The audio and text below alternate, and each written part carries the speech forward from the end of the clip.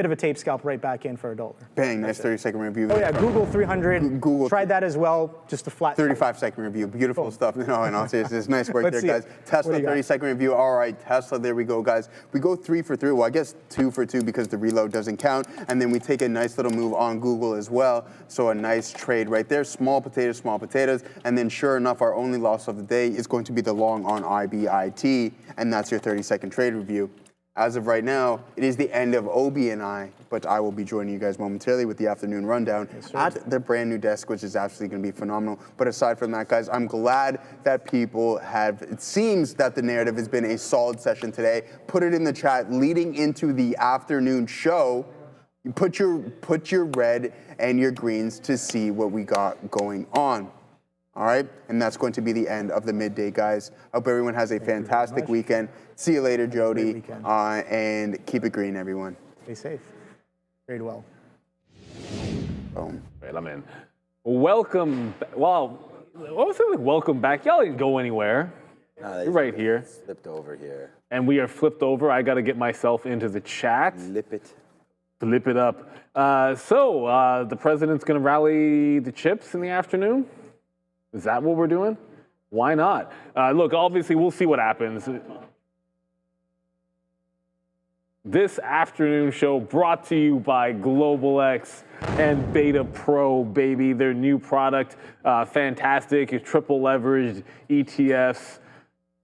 You know they're going to move the markets, and when the markets move, you got to be able to take a shot if you're a sophisticated trader in Canada with Global X. That's how I roll. Good. Yeah, you roll so good there. Congratulations to Joe and Obi, another great midday show. Thank you guys for all of that. I was hopping in there once we got back. We went to get our eyes all checked up there at a 5-week appointment. Pretty good. Yeah, 20/20 vision now, so I can finally see the chart. So maybe I'll get clearly now. Maybe I'll get some winning trades over here. And I came back and I was just like, hey man, with this new vision of mine, why not just short right here? And then that was IBIT. That was bang trade right there. But welcome everybody. It's going to be whoa, says Dijon Mustard. Whoa, Dijon Mustard. 7 months. What's up, man? Let's get some mustard on those glizzies over there. Oh, we got another one right here. Yo, Bob the dog. What up, Bob? Let's go. Yeah, you guys see that's in my name right there. Yeah, we're feeling pretty good coming through here today. I don't know, man. I gave those meatballs like a 5-6, and then I don't know. Now my stomach is saying maybe like more like a 3-4 right now. You too. I feel like. Remember, I told you they were like, yeah, they weren't good, but they weren't bad. It's like you'd make better at home, but they were pretty solid. Yeah. I don't know about that anymore. I don't know. Well, if we're sick, we're sick over the weekend. So no, I don't mean that. I'm not trying to get. I can't be sick tomorrow. So I was trying to figure out. Yeah, we've got a game today, tomorrow. What do you got going on tomorrow? Well. 11 years ago, tomorrow, I made a smart decision. I married my wife, and it was a good decision. Well, I can't be sick tomorrow because it's our anniversary. So all right, okay. That's what's up. Nice. And it's when you set expectations when you do certain things. So like from the very beginning, from like our first anniversary, I was like, I'm doing the old school. Not like the modern gifts. I'm just gonna do whatever the old traditional theme gift is. Like year 11, it's steel. I don't even know who came up with that nonsense. But like, yeah, the theme for like your 11-year anniversary is steel. So I had to get a little creative with that one. Okay. It's nothing. Well, at least it makes it easy for your gift because you just get whatever the theme is. Well, that's what I was thinking. That's my whole. At first, that's what my thought process was. Right. Oh, you know what? It'll be pretty easy. But then they got some real random stuff. Like it's. Oh, is it? Like one of them was like paper. You can get creative when it was paper, but you know how it is. But like paper seems easy. The NASDAQ is. We thought maybe. I wasn't even that confident that we'd have a shot at 2%. Earlier, I kind of felt like that dream was over in the most recent pullback. You know what? I don't know if this, do I have my trailing stop out here? I think I just still have the same. Yeah, I still have the same stop. But I thought it was a low probability after we had this dip. I'm like, oh, we're not going to 2%. Like this is not going to be one of those days. Long consolidation. Once this breaks, oh yeah, come on. This given yesterday, the afternoon is going to be a snooze fest or whatever. And then the president says maybe we'll sell some NVIDIA chips to China, and we get this bump. So the NASDAQ is breaking. Maybe we are going to see a 2% day.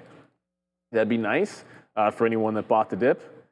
It'll be hilarious that I can already hear it now. If we're above the 50 period on Monday or Tuesday, I, like many people, say, oh, why didn't I buy some more stuff? It's always like that. Just remember, if we get back to the highs and this was the dip, you'll always feel that way. That's just how it is in the markets. But as long as you're buying something and holding something, you're okay.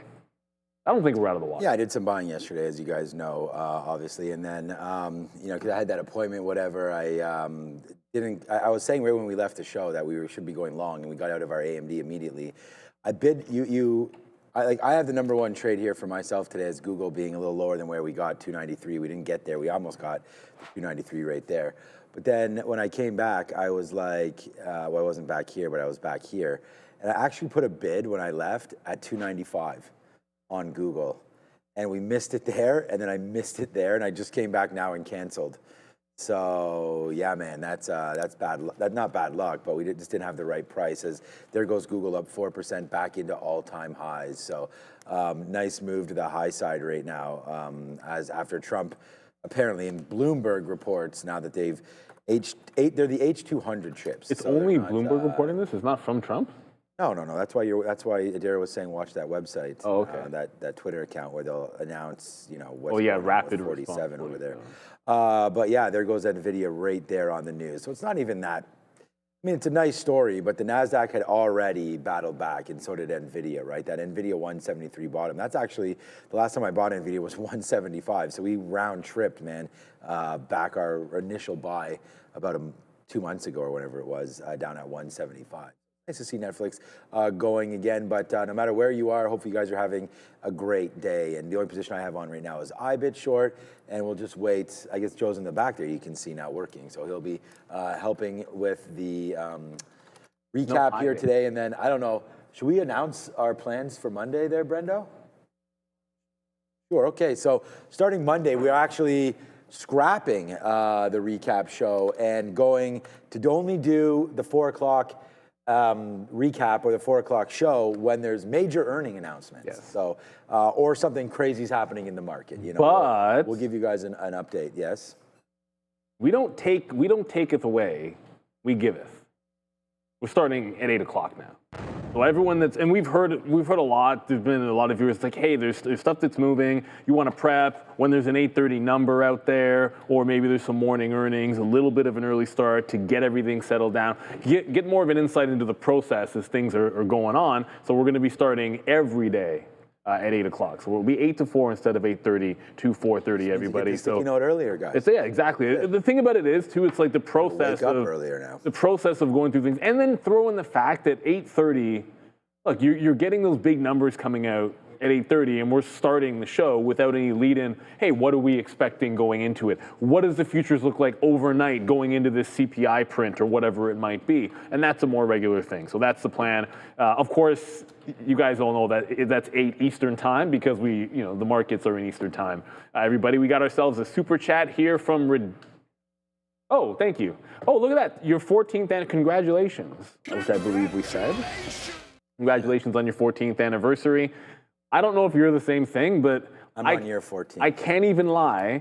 Part of the reason that we got a decent portion of the reason we got married in November was because of this time of year was actually the U.S. Thanksgiving holiday.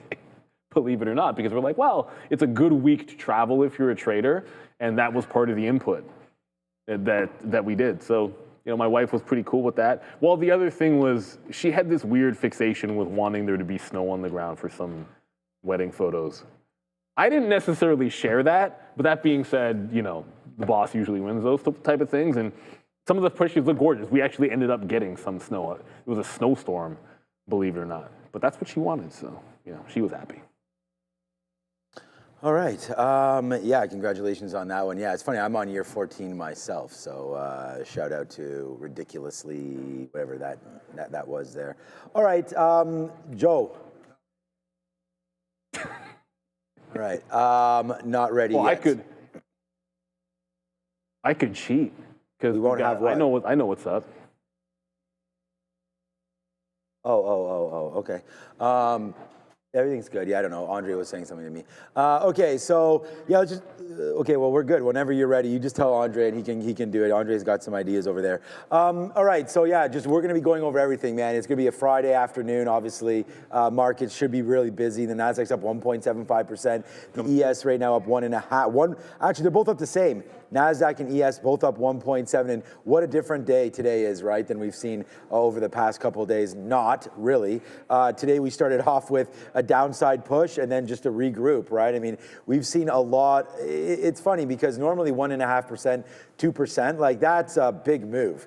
And, you know, we talk about the NASDAQ and kind of the ups and downs it's had this year with the tariff turmoil and everything that's going on now with Nvidia and the chips and the AI bubble, and then more China talk, and you know, sort of that tantrum that Tesla had and Elon had with President Trump and all that kind of stuff. And at the end of the day, you know, you look back and you just kind of close your eyes and you hope that you make the best decisions at the best times. And right now, Nvidia still not very healthy, man. I mean, it's still down quite significantly from its yesterday report. And I don't know whether or not they sell to China or not. Those China numbers are not in the EPS, and they're not in the forward projections either.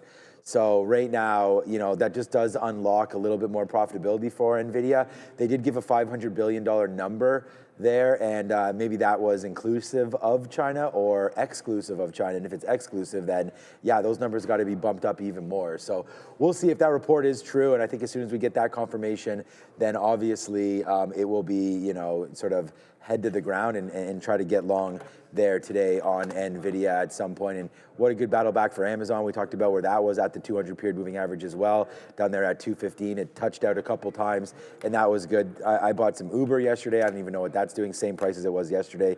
All the things are pretty much the same price as yesterday, because remember, if you did the buying yesterday anytime other than like kind of like right at the close kind of thing, we did make new lows. So you're just trying to recover. It's a nice recovery day right here. But if you're looking at the triple Qs, you're kind of just back to where we've been, you know, pretty much all week. And that is, here, maybe we'll look at this one. This is a 5-minute chart. We're going to go back to the beginning of the week, which would have been the 21st is today. So we're talking about the 17th. So right back here, the beginning of the 17th. So we still are significantly away, you know, and it will be a red week, you know, no matter what, which is a little disappointing considering, you know, the earnings that we did have. Successful earnings from Walmart and successful earnings from Nvidia, yet the market is still pretty heavy. So, yeah, all right. Looks like Joe is ready to go, so we can throw it back and see what's going on with the rundown.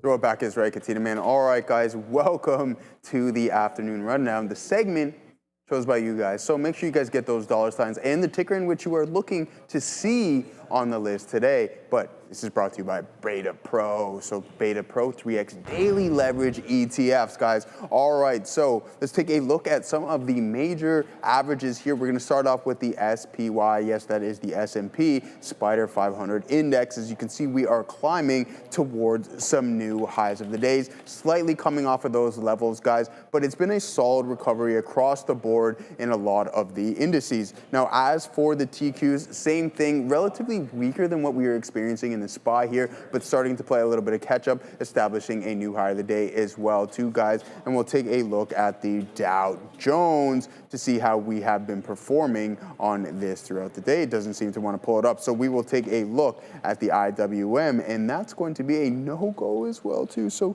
that's all right, guys. Let's head right over to our first selection this morning. I don't know what's going on with this charting here. Oh, there it is. Takes a second to load. We're going to start it off with Tesla, guys. A nice recovery in today's session. Still rejecting some pre-market highs. We're going to keep an eye out on that. But a couple headlines here. Bill Barish announcing a sale of Tesla, and then Tesla also getting sued over another fatal crash in growing scrutiny of its doors, says Bloomberg Law, guys. Thoughts on Tesla? Well, my first thought is, okay, so who is Bill Barish, Blue Line Futures? Okay, founder and president of Blue Line Capital and Blue Line Futures on Tesla. I don't know. But what I do know about Tesla is don't jinx it, flat top break. Flat top break, maybe, kind of. 403, like look at it's a V-shaped recovery because it more or less got to the top. The other thing though, you got to look at it on the daily chart, is Tesla it's a chop fest inside of a wide range. This is exactly what it was doing 420 to 460. You're seeing the same thing 420 to about 380, right? So we've seen that all week long, but most of, like what you can pretty much bet on the entirety of the week is at some point you will see $400. Every single day we've seen 400 bucks. And that, you know, it's range bound when that's the way that trading happens. So once it reverts, it kind of put the target on it. But I think the downside to this would be if we don't break out the top today, and this, let's call it the Blackwell news in the afternoon, if that's not enough to push us through highs, then you have to fear that if we lose 400, we run away from it in the wrong direction. But right now, it's, you know, we're trending towards a potential break. The high technically is an 03, but it's the closest even dollar. We know Tesla can do a couple of bucks. No problem. But yeah, $400, bit of a magnet on a Friday. We'll see how far we can run away from that level. Just, it'll be key to close above it very much. Because I feel like if we lose 400, you might actually drop into 95. I think Tesla, this is the right area for me, man, this 394 to 395 area. Like, we've seen it sort of bounce off of here a couple times, hold a little bit there yesterday, or yeah, that was yesterday afternoon. Or the 20th, what day is today? 21, yeah, so yesterday afternoon, right into there. These seem to be good levels. And Tesla's a name where I know we said, like, you know, you might look back and say, like, you didn't buy enough, but like I was showing you, there's still a lot of room to move on this, right? And we're not necessarily out of any sort of a problem spot here, I feel like, in the market. So I do want to buy some Tesla a lot lower. I really like the story here. I think it's hasn't even played out yet. So, you know, they're a car company, but they're also so much more than that. So for me, it's Tesla's a buy. If we can get something down here next week, I'm going to probably put a bid or something. I'll do some work this weekend, but I do like, I probably won't, I'll just do it on Monday, but 384 to 385 down into this area. For me on Tesla, they've kind of showed us that it's okay down there. So I'll sit and be patient and see if we can get that. But I like Tesla, and as far as the trade here today, yeah, I mean, normally I'd be like kind of all over this part right here, right? Thinking that, hey, maybe there is going to be a top break. But I just wonder about how much actual volume will be stepping into this market here this afternoon, to be honest with you. Holiday week. Yeah, heading into a holiday week. I mean, it's still a little ways away, but it's just like, it's been such a crazy sort of, you know, 24, 48 hours. You know what Monday is? MSCI rebalancing on Monday. Oh, it's rebalancing on Monday? Okay. There's some biggies. There might be something there. Monday. So there's a few things to, oh yes, we don't have the rundown, so I can't see. Yes, I like Uber. Uber's what I bought yesterday, none. NBIS is big on Monday. IonQ is a big one on Monday. Ooh. CoreWeave is a big one on Monday. BMRN is a big one on Monday. I'm talking about like the biggest, I can just show this to you. What am I even doing? I keep forgetting that like I can, but I can't really make this bigger. But there's some of the big net flows. NBIS, I don't know Flex. I just read the ones I know. IonQ, BE, CoreWeave, Intel, 4 million buy. But that's not that big for Intel. BMRN. This is for Monday at MSCI. And sometimes you will see a little bit of extra flow on the Friday. You never really know. So if any of these come up big, Nvidia, that'll be a sell. Apple's a sell. So, you know, the bigger ones, NBIS, almost 14 million shares to buy. AMRZ. We know that name. What does that ring a bell? AMRZ. Amorize or something? Is that Canadian? Yeah, it is Amorize. Yeah. Why does that, for some reason, that name rings a bell? Heard of it before. All right, but like, yeah, just so if you see some big imbalances on any of those names today in the direction that, you know, is on the list, and they could be nice trades in the last half an hour. Let's see what is next on the list after Tesla. I wonder, is it DVLT? Ooh, good guess, Neil. You should put a lottery ticket on it at the end of the day. No, in all seriousness, guys, DataVault AI, NASDAQ DVLT, putting in a solid session here this morning, guys. A lot going on, a big-time run from $1.74 up to $2.51, but DataVault DVLT delivered a strong set of third-quarter results alongside major commercial and strategic wins, reinforcing its leadership in AI-powered data monetization and real-world assets, RWA, tokenization. The company raised its 2025 revenue guidance to $30 million, but but this is a big time boost. 2026 expectations to over $200 million as global licensing traction accelerates. Guys, what do you think about DVLT? There is your small capper today. I didn't even. DataVault. That was on our watch. Yeah, it was a on while ago. Definitely on the watch list. I mean, I traded GameStop today, but this one. First of all, always get the higher time frame stuff out of the way. This is really, really nice. And if you're ever in small cappers and you see stuff like that, and I'll get to that in a second, you should, if you like the stock, then you should be all over that kind of a setup.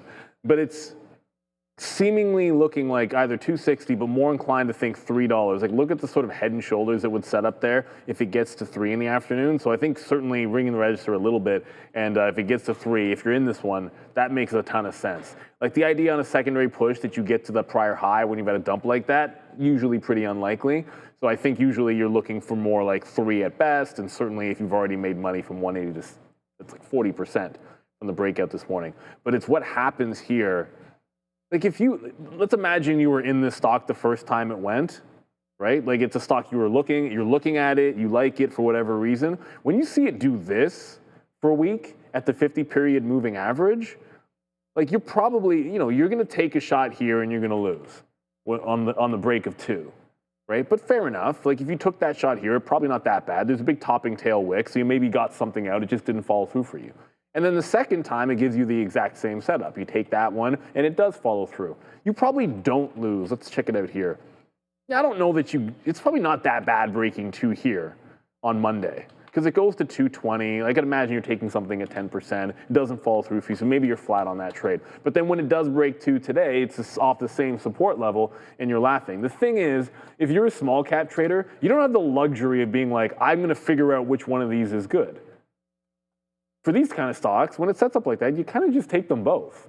And one of them, maybe you get flat or barely anything, and the other one is a home run. So if that's your style, this should have been, I didn't look at it today, but this should have been, your baby. I would imagine Sharif would have been long this stock all morning long, afternoon, lunchtime. Yeah, it looks like a good one. Over there, I wanted to bring up everyone's attention, BigBear AI, because here's another name that's very, very similar. Once this loads up, you're going to see right here, that's a 200 period this time, not the 50. So it's trying to hold that same level, right? That goes all the way back basically till October. So last year, BigBear AI has really sort of respected this 200 period moving average. So we dip below it today. I mean, in this kind of market, you're going to get, wicks like this. But 550, I mean, this looks pretty good. And then again, if you go long this name, and we do have a recovery back on Monday, like the market's recovering now, but like let's open up big on Monday if we can. And yeah, that would, because, imagine that Chinese news is true with NVIDIA, then you're going to get, hopefully that comes through over the weekend and we get a little bit of a bump up, let alone if Bitcoin can hold these levels. We come back on Monday. Hopefully the NASDAQ will be higher, and I think BBAI would be as well. So this is a good level for this name as well. I'm still long down here at 4. I want to stay long. I only have 40% left. We told you we already made our move and got out of that first 60% and just holding on to a winner right now. But BBAI is interesting to me at these levels as well. So a couple of small cap names there to look out for. 70 million shares, that's good. Like, let's keep the volume going on this name, BigBear AI, and we'll see if we can get back to that 850 level and then break from there. So, all right, we're going to get into some trading and looking at some more opportunities here very, very shortly. We just got to go through what you guys want us to, and this is called The Rundown, brought to you by BetaPro and Global X. So let's go back over to Joe, as you see him right there. Hey, Joe, how's it going? There he is, and we're going to talk to him and see what stock is next. I can't see. Any guess? I'll say AMD, but I have no idea. Move your chair a little bit that way. I'll make a guess. This way? I guess it's going to be... That eye on cue? It's going to be the stock that Alex Karp was selling a boatload of. Oh, on that way, Palantir. Okay, I see where the symbol is. Yeah, okay. All right, let's go talk some Palantir then, Joe. All right, guys, let's take a look at what we got going on with Palantir and company here. Looking like there's going to be some insider selling, Sean, worth about $250 million worth of shares. But leading the way is the CEO, Alex Karp, who is by far the biggest seller, filing to sell 585,000 shares valued at $95 million, a little bit more than that. But Karp also sold previously in the middle of the summer, guys, $62.7 million worth of shares in August, while still owning a significant stake in the company. What What do you guys think about Palantir as we climb up to $158 almost, guys? I'm never worried when it's founder-led sales, right? This is not like a CEO that was just appointed or anything like that, or somebody that they're just trying to cash out of the company or anything like that. This is Palantir, and this is Alex Karp's baby. And you know what? This guy is going to be raising capital because why not? I mean, I don't know how many hundreds of billions of dollars or whatever, well, it wouldn't be billions, millions of dollars that he has tied up in this company, right? So you said he sold somewhere in the summertime, so that would have been a mistake, right? At any time because of this, right? To think that this kind of a selling from a guy like Alex Karp means anything, I don't think it does. Palantir's been getting hit because of valuation, and as we continue to talk about where this market is right now, how frothy potentially AI has been, and the fact is that they're one of these companies that is in hyper growth. You're paying ridiculous amounts of money for what this company's worth. The price to sales, the PE, all of that are astronomically high. So when there's worries and there's blood in the streets for these type of names, then yeah, this is going to be a little bit of a problem, and especially because we had to go through also government shutdown and everything. And if a lot of their business is government contracts, some of those came within worry. There is also, I think it wasn't Microsoft, but somebody was involved in a new government sort of contract with them, and they kind of was aiming at Palantir a little bit there. But Palantir yesterday got Australia approval for their foundry as well. So it's just, I think it's kind of ebbs and flows of this stock. I mean, if he's selling, if that was today, I didn't actually see exactly that note there, Joe, but that would make a little bit of sense on this. But this happens all the time to Palantir. I mean, this is yesterday, right? We were just 175 yesterday, and we dropped $20 there into the close, down to 155. Like, that's just a huge move, man. That's like an intraday move of like 13%. And you almost have that again today, 148 up to 158, like $10 back up. That's like another 7-8% from those lows. So let's go down 7%, then up 7%. So it's just like, this is what happens. What's the market cap of Palantir? I don't know. Ballpark? Because he 500? Because he sold $96 million worth of shares. Or he filed to sell $96 million worth of shares. Right, which is okay. Yeah, he said that's not.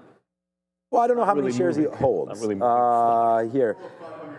There it is. Yeah, so it's the market cap was 500 billion. So I pretty much nailed that right on. But right now it's $100 million worth. $100 million. Yeah, and who knows what he even holds? But there it is, right there. 400 now billion.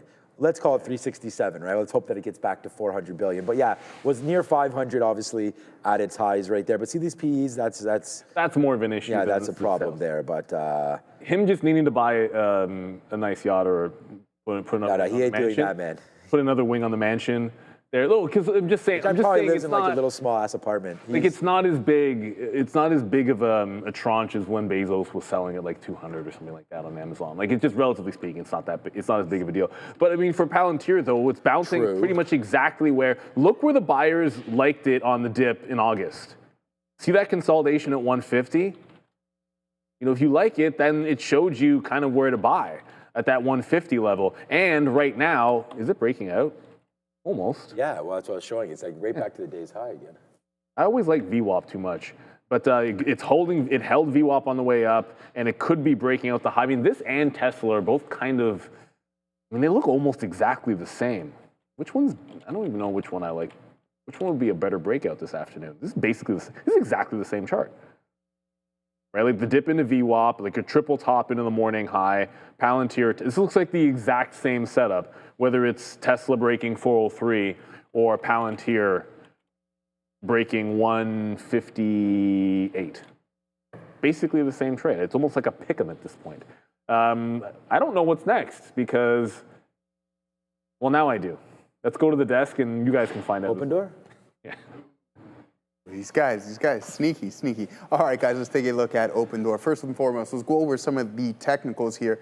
I mean, this breakout hasn't capitulated really, guys. So we'll take a look from a percentage metric. We're down 38%. But if you ask me, this could be a potential bull flag pattern holding because we haven't broke with that vicious capitulatory type price action and vigor. So there it is from 64 cents in earlier in the year, guys, to a high of around $10. Now giving up a little bit of that. But at the end of the day, OpenDoor Technology CEO posting on X, we're having our first company-wide hackathon today. Everyone in the company, not just the engineers, is hacking away at an AI project. Special thanks to the good folks at, you guessed it, OpenAI, guys. Yes, sir. We guessed it. Open. I don't know what the hell is a hackathon, but that's pretty cool. It sounds like a lot of fun. I don't know what OpenDoor is up to, what they're trying to develop or anything like that, but up another 10% today. You know what I'm actually looking at, though? Not to be a Debbie Downer. Boo. But I'm going to be a Debbie Downer. Boo, Neil. Well, I did say, like, yesterday, one of the things I said was be willing to, in this market, like, almost every single reversion trade is worth it. Like, those have been good. Like, every breakout trade, like, I love breakouts. And to be honest, like, take bigger shots at breakouts because when they work, they're so good when they're really good setups. But, like, the reversion trades today are just infinitely higher probability. So OpenDoor, bang, bang, bang. This is like 1, 2, 3, 4 contacts and potentially breaking the trend as we speak. And on top of that, OpenDoor, it's done a second bounce off 6. Will it be, I think it'll be more shallow. That would make some logical sense to me. It couldn't break through yesterday's highs. So, you know, if we lose this trend line, I'm thinking this one, free shorts. I'm thinking this one looks like a nice little curl here. I always do that. I just throw an order out to see if we have relocates because I actually haven't traded OpenDoor today, but that would be the plan of action. If we lose this trend line, I'd look to go short on OpenDoor. I was going to say OpenDoor down here at $7, just on the daily. I mean, it still looks great to me, but you got to get, you got to sort of try to close above it. That's now twice in a row, or more than twice in a row that we've sort of broken through that level. And every time we had sort of held, right? I mean, and we've only sort of broken through it on like crisis moments in the market. So that makes me think that, if this market can settle down, I feel like these are going to be good prices for OpenDoor. So, we made the mistake maybe with not looking at Carvana enough when Carvana was down at these levels, and then they busted up higher and higher. I know we're just going to do something in a second, but I just wanted to look a little bit more long-term just to educate myself on OpenDoor here, just to see if we go into a monthly chart, because I just mentioned Carvana, so I want to see if there was some sort of a possibility. Yeah, I mean, like OpenDoor's high is 25, 30, forget about that little wick high up there to 40, but yeah, you do have the sort of the pedigree to get going again on this name, and there still is a decent short float on OpenDoor. So on a monthly chart, it kind of looks like we just got going when we broke $5 right here. So, that's, if you're able to get it at 5, that goes back to 2023. Obviously, we went down to virtually 0. Its 52-week low is like 30 cents or something there on OpenDoor. So what a move back to the upside there. But there is some more downside potentially before upside. But let's just wait to see what the market does. If the market holds out, I really do like OpenDoor at these levels. Absolutely, and everybody, each year 3.8 million concussions are reported in the US, yet still no FDA-approved treatment. NYSE-listed Orgenex, OGN, is changing that with its first-in-class intranasal drug designed for rapid brain access. With the concussion treatment market projected to reach $8.9 billion by 2027, Orgenex is uniquely positioned to lead the way. Learn more and schedule a meeting today. Check out and scan that QR code you see out in front of you. And I can't say what's next unless Sean moves his chair a little bit more. A little more. Looks like to Google. me that looked like Google right there. Yeah. Oh, you can't see the screen. Look at your screen, Joe. Look at your program monitor. Look what's at the bottom. Yeah. See, so I move my chair like that. We couldn't just continue to mess with them. We could have just said we just know. We just know. Joe. Yeah. We're thinking about what it is. You know what'd be really cool, and I think we should do this. Me and Neil were talking. We should put that stuff on the background for this segment. That'd be real cool. Yeah. But I just work here. See the. I just work here. All right. Brother. Go. All right.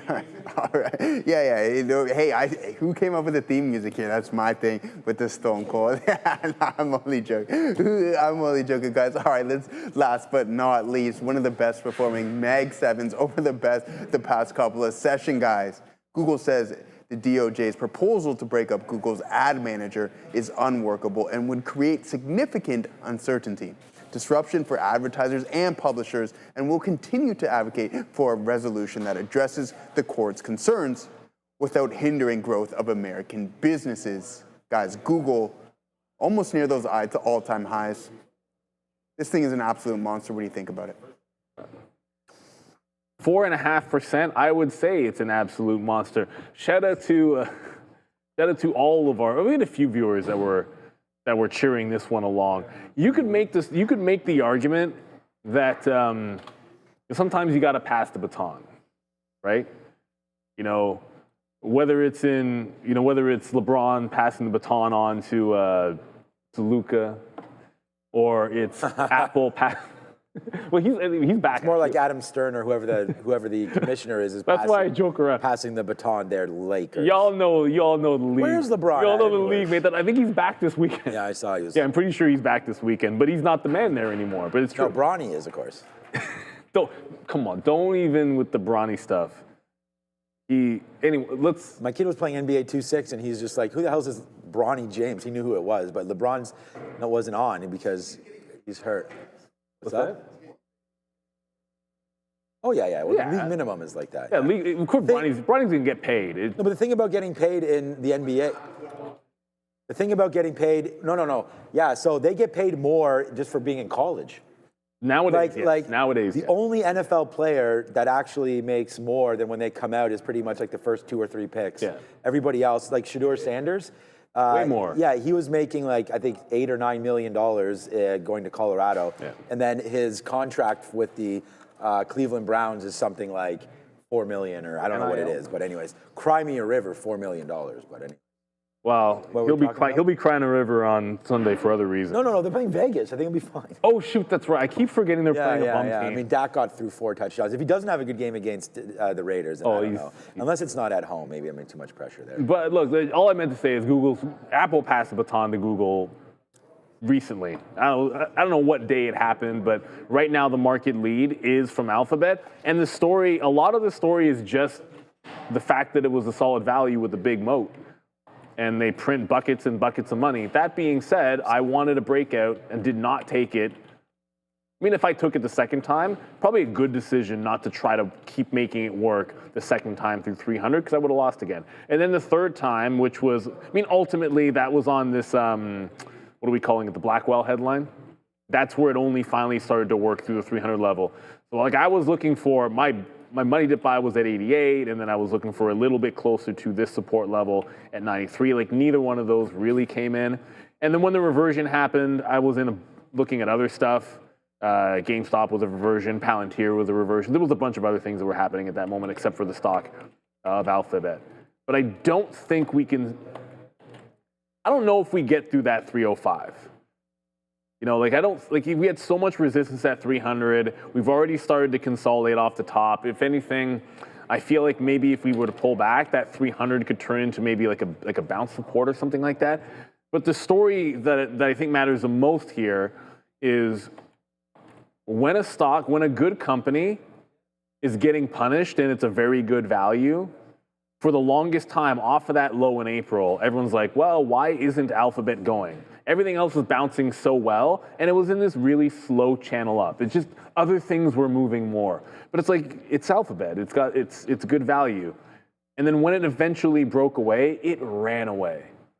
So I didn't buy any more Alphabet, so this is partly why I'm saying this. If I see something like that again, I'm not going to hesitate. I'm just going to be like, you know what? You see that happen, buy it when it breaks out. And if it means that you missed a bunch of the move, who cares? You're buying on strength. You're laughing all the way to the bank. So congratulations those that added to their Alphabet positions. Everyone that held wins too. But it's always nicer if you can catch these. Like that breakout was insanity, and I'll never look at a channel like that on a company which has a solid P relative to its peers and not take that high break. and I'm not talking about personal account, right? Like forget about day trading. I'm sure there's plenty of day trading longs, but we got to think about other opportunities too. Yeah, today I had the #1 trade idea written down as Google long. Like it's not rocket science here to think that Google is going to be a long today. It's the pricing is the problem, right? And so I wrote down 293, thinking that could have been a good area there to buy off of yesterday's levels. I mean, this was, and we talked about this again early. Remember, we're going to be going live at 8 a.m. on Monday. No more recap shows moving forward unless there is something to actually recap, like earnings or anything like that. So we're going to be doing that live when there's a big earnings day, like for example, Nvidia, Meta, all the Mag 7 names, things like that. Or if there's any sort of a tariff tantrum like we start having again. But yeah, no, for Google, so I wrote down 293, just right into this level right here. Like it's 293 to 292. I thought there was a chance we could get back into there. We were pretty darn close, man, and we just missed it. So I loved the Google long today. Obviously, it was the #1 idea, but I don't have any marks on here, which is sad. Because when it came into 293, we were really short AMD. And we'll talk about that trade as we go. That's still not my whole trade today because I have IBIT on as well, but like that was a great bottom and it was 294. And then I told you, like I went out, got the eyes checked, blah, blah, blah. And I had a 295 flat bid. It was actually at 295.15. And we just missed it by 20 cents there and then 10 cents or so here. But either way, missed trade, don't have it. Love that support area. It would be so sick if I had those longs, and like that, how good that would be. But we don't have it, so I like Google, and I think it's at all-time highs today, right? Right now. So yeah, Google up and away. And the only thing that's a saving grace for me is that when we were down there at that 160 level or so, and everyone was talking about the death of Google and all that kind of stuff, and that search is in trouble, and OpenAI is eating their lunch, and once they release that new browser that they have, and it was just like people were pretty nervous about Google, and it was my largest holding at the time, and I did trim some, but all I did was put it, so it was right into here because it was right during, so whatever the price of Google was around July, August is when I did it. And then we waited for Eli Lilly, and then Eli Lilly came in, and we were able to actually buy before earnings right into here because it was this level. And we were like, oh, that was a good buy. And then it went whoops to the downside. And then we waited our 3 days and was able to get some Eli Lilly down here at 640, which is now up to $1,064. So I think we've actually probably done better with Eli Lilly than we might have done with Google anyways. But at the end of the day, this name is another one that is just like, so hot fire, man. We talk about, all these Mag 7 names, but realistically, Eli Lilly right here, and I could probably use FinViz or something better than our charts for this, but this was only $780 at the beginning of the year, and it basically was really, really up and down and choppy until eventually we just had a real good move. And this move only started, this is November 1st. Like, this is Halloween right here. So you're only like now that it's 2.5 weeks. Like, what a move in 2.5 weeks. It should be. Like, this there might should come be back. there should be an acronym with Lilly. It's $1 trillion now. When this was at 500, I got to say this to Jim Cramer. He might not have been right, but he said Eli Lilly is the next $1 trillion company. Now, I think since he said that, I don't know if something else beat it there. I'm not sure. I'm not sure what most recent trillion. Off the top, Broadcom, yeah. So Broadcom did it before Eli Lilly. Yeah. But yeah, anyway, so shout out to JC there, as he was right on that one, Eli Lilly, and that's part of the reason why I bought it. Eli. He had such strong conviction in it, and I was pretty light on it. But I do hold the XBI. We do like that one. Not to IBIT be rate, mistaken with. Yeah, XLV is what Obi was I talking think about. they should have a division like that in some of the finances. I think splitting up the XLF would make some sense. Yeah, right into here. We're going to go to Adair in a second, but just want to note, I am bidding IBIT at what?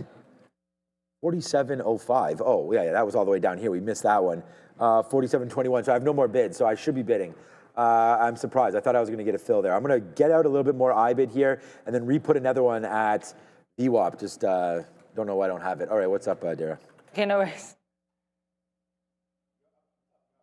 Oh, hi, sorry, completely zoned out there. Let's take a look here at this $1 trillion club infographic. We were talking about Eli Lilly, so I did want to bring this one up. Eli Lilly is currently one of 11 companies, 10 if you include like the two different classes of Google shares, where we actually do have them at that $1 trillion level. So keep an eye here on Eli Lilly meeting the $1 trillion club, but it's actually also the first and only, as of right now, healthcare name to be in that $1 trillion club. So take a look at this infographic. Nvidia, Apple, both classes of Alphabet, of course, Microsoft, Amazon, Broadcom, Meta, Tesla, BRKB, and Eli Lilly. Now, with regards to if Lilly was the first one, Sean, I don't know when this comment was made by Jim Cramer. I know Oracle very briefly was in that $1 trillion club, and then they completely died, as we know, so they're no longer in that club. But Eli Lilly, as of right, like the current names, it's just these names, and Eli Lilly, the most recent. Picking up an unwritten rule. You got to at least hold it for a day. Yeah, at least a week. Or that ish doesn't count, man. But yeah, Oracle would have beat it. No, of course it would. Yeah, because if Eli Lilly just got it this week. That doesn't count. But YOLOing on IBIT. I was always wondering, like, are we YOLOing up or down right now on IBIT? Like, with it being 84,000, I mean, I don't know if this is a YOLO spot for anybody to go long right now. If that's what you YOLO? mean. I don't. Well, someone in the chat was just like, "What's up, Sergio?" I'm waiting for the. I wouldn't even YOLO with the 70s. I'm getting in at the 70s. Well, I'm adding at that, but IBIT. Oh yeah, IBIT 70s is right here, anyways, isn't it? I mean, we're getting pretty close. What are we? 7? So well, that's 47, so 10% down. Yeah, so that's right here, $43, $44. Yeah. 43? Yeah, so 40, yeah, in and around here, right? So, yeah, these are much better levels, right, if you're going to do it. I mean, you can always look at an IBIT chart here. My question to anyone is, like, but if you keep that chart up for a second, because that's what I was going to talk to. Like, look at the trend. Like, why wouldn't it at least get to the support level? Like, it's such a strong downward push right now. Like, it's...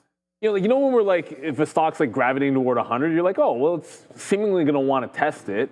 You know, like imagine on the way up, because I think on the way up, people have no problem with this. Like if Palantir breaks 145, you're pretty sure, like, well, I'll just wait to 150 to sell. It's probably going to get there when it does that. But yet on the way down, we're so afraid when it's trending down that it's not going to get to that big level. But a trend's a trend. Like it should, in theory, most times it's going to make it to that next big level. So I think it's going. Just one thing, I'm just going to show you only in Mara right now. By the way, it looks like Palantir is not going to make that break. Neither is Tesla, because everything's coming back in a little bit. Oh, yeah. But so trend down IBIT all day long. I've just been shorting this trend line, except with one exception on Mara. Did not short it here, but re-entered, looking for us to break down underneath $10. The other thing I was going to try to get into, if Bitcoin fell apart, was GME. Because GameStop kind of moves with crypto, whatever. GameStop's been back and forth. It's been a short, it's been a long, it's been a short. Actually, it wasn't a long that. It could have been a long here, but it wasn't. It actually broke down. So I want to enter back into this. Bit of a flat bottom break if it takes out 20.05, but I'm looking to just short this one also underneath the volume weighted average price for sure. So let's see what happens. I mean, the market had a good jaunt, I suppose. We didn't quite get to 2%. We got close.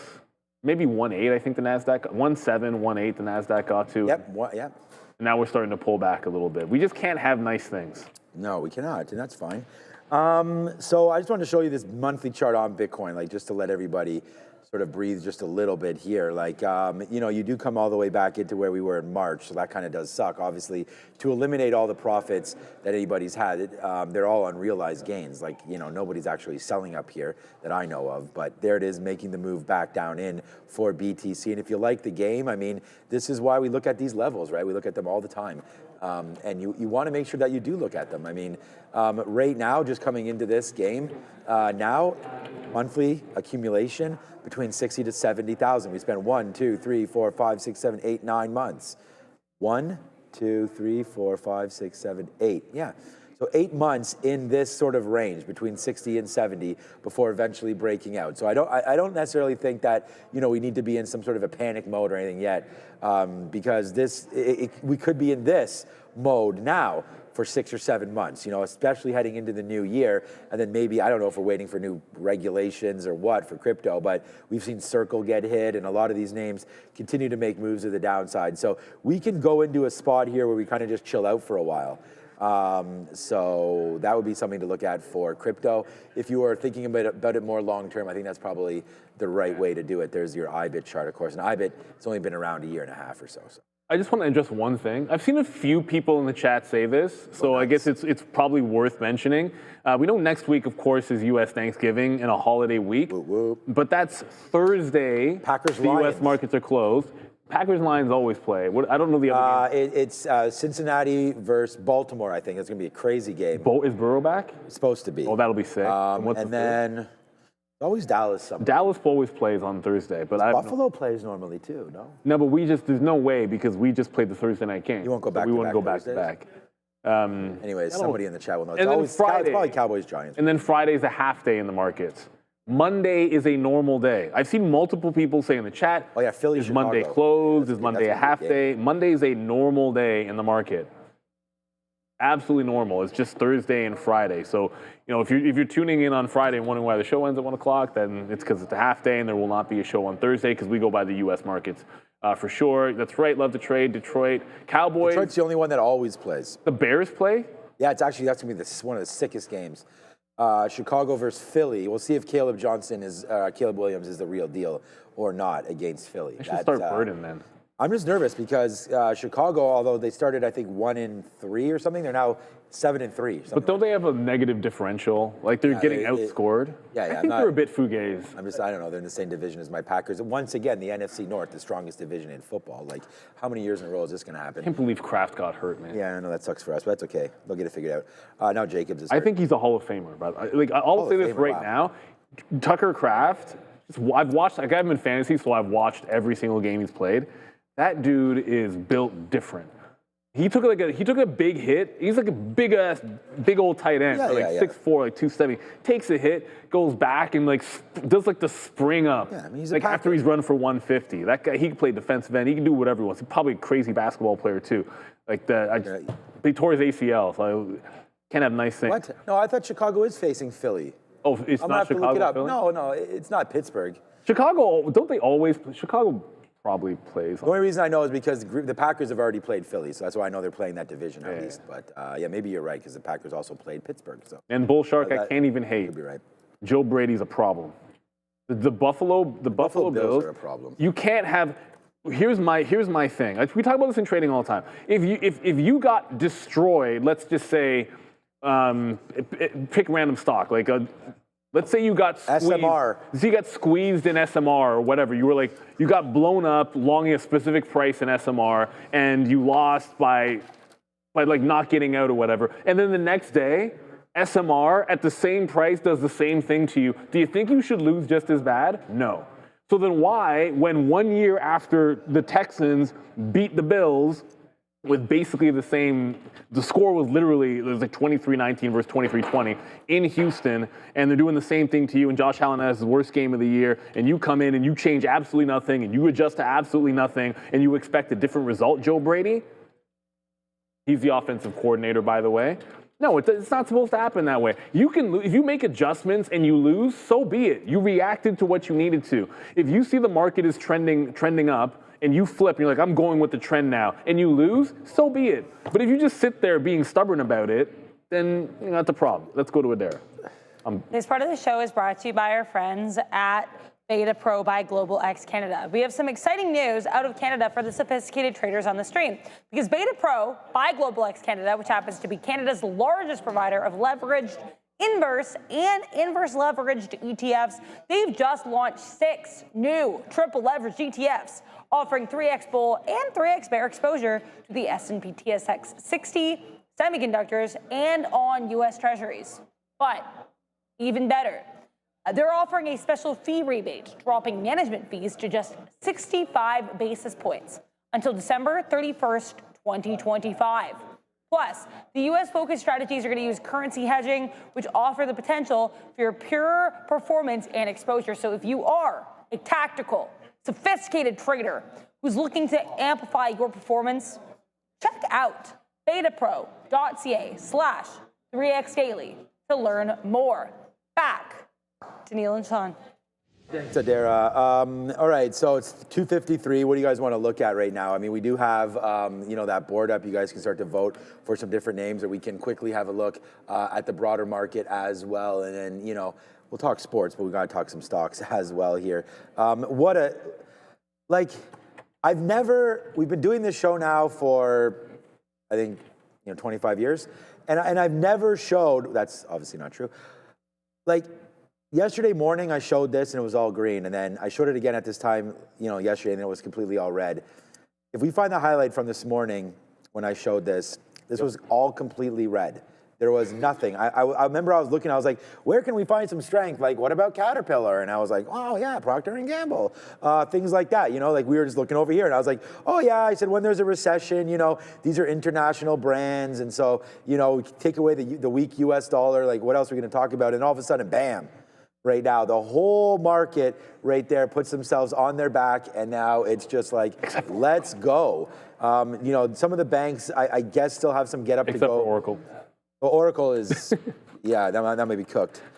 But yeah, JP Morgan down now, was down 1.7%, now flat on the day. MasterCard, American Express, Visa, all the bank names, all the credit cards, sorry, are upside right here today as we look out for some more strength. Google, obviously, with that 4%. Here's Neil's Oracle down there. As he just mentioned it to me, they're down 6. Netflix, for some reason, red. We said that there's maybe something there with their deal with Warner Brothers potentially. And again, whenever you try to buy a company, let's just look at Palo Alto. You know, you get hit. Now, Palo Alto, what was that company that they're buying, Adara? Yep, something Pro what? Pronosphere. So it's actually good having Adara right there, actually. I just yell and she hears everything. I remember that it was like $3 billion, but I didn't remember. They were down, yeah, look at this 3.3 billion. stock. That's what I'm saying. So PANW, our charts on that split. PANW, just Palo Alto Networks, big move to the downside. This to me, like, get your shopping list out, man. I mean, cybersecurity. Let's talk about, you know, an industry here, like Zscaler, CrowdSource, Palo Alto, Cisco. Like, these names are working, and they work for a long time because I think they're just in the right system, in the right sector, you know, to have a very successful run here. So yeah, for me, man, I'm all over this right now in these names. So I should have actually yesterday, and maybe now, let's add some of these to our shopping list. Which ones do you guys like? I know Neil and I, we always talk about PANW. Well, I was gonna put them ahead because I've made my decision between the two. Right. Palo Alto might be the one pulling back right now, but I'm buying CrowdStrike into the 200-period moving average. Most of that is because I used to have an even amount of both. I don't like the hack ETF. You call up what's in it. Yeah, I didn't even look. The hack ETF has a whole bunch of stuff I have no interest in. So I'm like, I'll just own these two names in my portfolio. And I was 50-50, and I think I made a mistake by thinking that CrowdStrike had gone too far too fast after the hack and ended up trimming some, and now I'm like 60, I don't know, I think it's between 60 and 70 of Palo Alto, and I want to be more 50-50, which means this is the one that I'm buying. So I'm going to buy the 200-period moving average on CrowdStrike, and if I get some there, I might have to buy again, but I would do that next year. I don't mind buying on the way up, but I like to time out buys if you're buying new dollar cost averaging. So which one do you guys like more? I saw Fortinet in the chat from TL just said FTFT. We know somebody, one of the guys in the back likes Fortinet, but whoops, FTNT, Neil. Yeah, why did I type FTFT? Anyway. Who knows, Neil? Who knows? And now this chart doesn't want to load. Okay. Friday, I find on Friday, I know exactly why it is, but I always need to should restart my computer more often. I have too many Chrome tabs open. But Fortinet, for me, this one is a pass. They haven't really, there was a good bounce if you bought it after the August earnings, just because of how harsh it was. Great, you got a nice rally, but that's not much of a rally, and it's back under the 50 again, and it just feels like I'd rather be in something stronger. Like this, like the chart just looks a little sick here. Because you can have the stronger names, but this doesn't look very good with Fortinet. Like, you got all this like head and shoulders, and then you're making lower highs, and you've lost the 50 and the 200, and this would be an example where the death cross you get a death cross, and the chart actually doesn't look good. So like, yeah, I'm not a huge Fortinet fan, but sometimes It can just be you don't know what you don't know. So I'll stay away. I'm picking CrowdStrike at the 200 period moving average. I think Palo Alto is perfectly fine as well. Power hour free fall incoming, people think. I don't know. So there it is. We got another. I mean, we're just stair-stepping this out, man. We only had 10% left, so we're getting less and less on this one. We'll probably just clear this all out at VWAP if we can get it. We're sitting at 47.67 to get out of a little bit more, and then we can hold into the end of the day here if we do need to. But if you look at the TQs, which I am right now, yeah, possible move down right now. I mean, into VWAP, we're now underneath the 50. We're starting to go. I'd really like to see this level break here, 47 and change. If you're looking at the, 48 is the break, but so that's what we're looking at. And if you're looking more at the true NASDAQ, like I always say, oh, I'm shorting the market, I'm shorting TQs, and people are like, that's not the market, but it is. But this will be the same kind of a break rate here on the TQs, 592. So let's wait to see, because look at this 200 period moving average here on the NASDAQ. So it's, this morning, I don't know, remember I was like, wow, look how we're barcoding here. We could not make up our mind, which makes me just hate myself for not shorting that little bump right there, because you made the move down, you broke through, then you came back up, and it gave you the best short all day right there. The market gave that to me, and I didn't take it. We were short AMD. I haven't even discussed that. That's just been hey, what's up, Power Hour? It's been a really successful day on that short side of AMD. It's the only trade I had all morning, and we just put on IBIT now. But that was a great short. Just like that was obviously a good long, but that's a little harder to catch. But anyways, back up to the upside right now. So look at this 200 period moving average. So didn't mean anything early because it's too choppy. So we don't really look at it when that's happening. But here it goes. So I would have probably thought about shorting that right there. But you're over VWAP and you're not in a great spot there. So that short would have not worked. And then you get out maybe when it breaks, somewhere around here. So that's a little bit of a $2 hit or so, but then you use it now, just like you'd short there, you also long there. So I just want to say, I'm saying that I would have shorted this. I think that that's a good short. The market's down. I think that would have been a good short, but then you get out. You had to find some levels to get out, so it probably would have been around here. I have the pedigree to do that. I do that all the time. You get in, then just get out immediately, and then I also have the pedigree to hold. So that would have been the same trade right there again. So let's see what happens next time at 592 if we can get down there. And then more appropriately, you guys can trade the SQQs the other way, which is a short the TQ, which is short the NASDAQ, or we look at that same trade right here with the long at 48. So let's wait to see if that can come in, and that might give us an idea of really what we want to do. So yeah, let's get in the game, as Triple H says. Shout out to Why Not over there. Is that something for you, Adara? I want to talk about here what the White House just announced. They issued a proclamation on critical material. It's pretty long, and it doesn't really seem to be super market moving. Here is an MP material in the 15-minute, not too much happening, but they're just talking a lot about steel here, the coke oven rule, and long story short, at the very end of this, Donald Trump does sign, I guess, the Clean Air, or I guess under the Clean Air Act, he proclaims, that certain stationary sources subject to the coke oven rule are exempt from compliance with certain requirements of the rule. So again, nothing huge or market moving, but just be aware there was a critical materials related proclamation made by U.S. President Donald Trump as announced by the White House. Back to you. A lot of proclamations that gentleman seems to be Got a using. There was a 47. I just wanted to see here, what kind of a move are we exactly seeing here on SMR? So top to bottom here on SMR, 57%. So you're down about 60% here on SMR since November the 1st. So down 57% in 1, 2, 3, 4, 5, 6, 7, 8, 9, 10, 11, 12, 13. In about 17 days, you're down 57% there on SMR. We were just talking about some examples of some stocks that have been getting crushed there.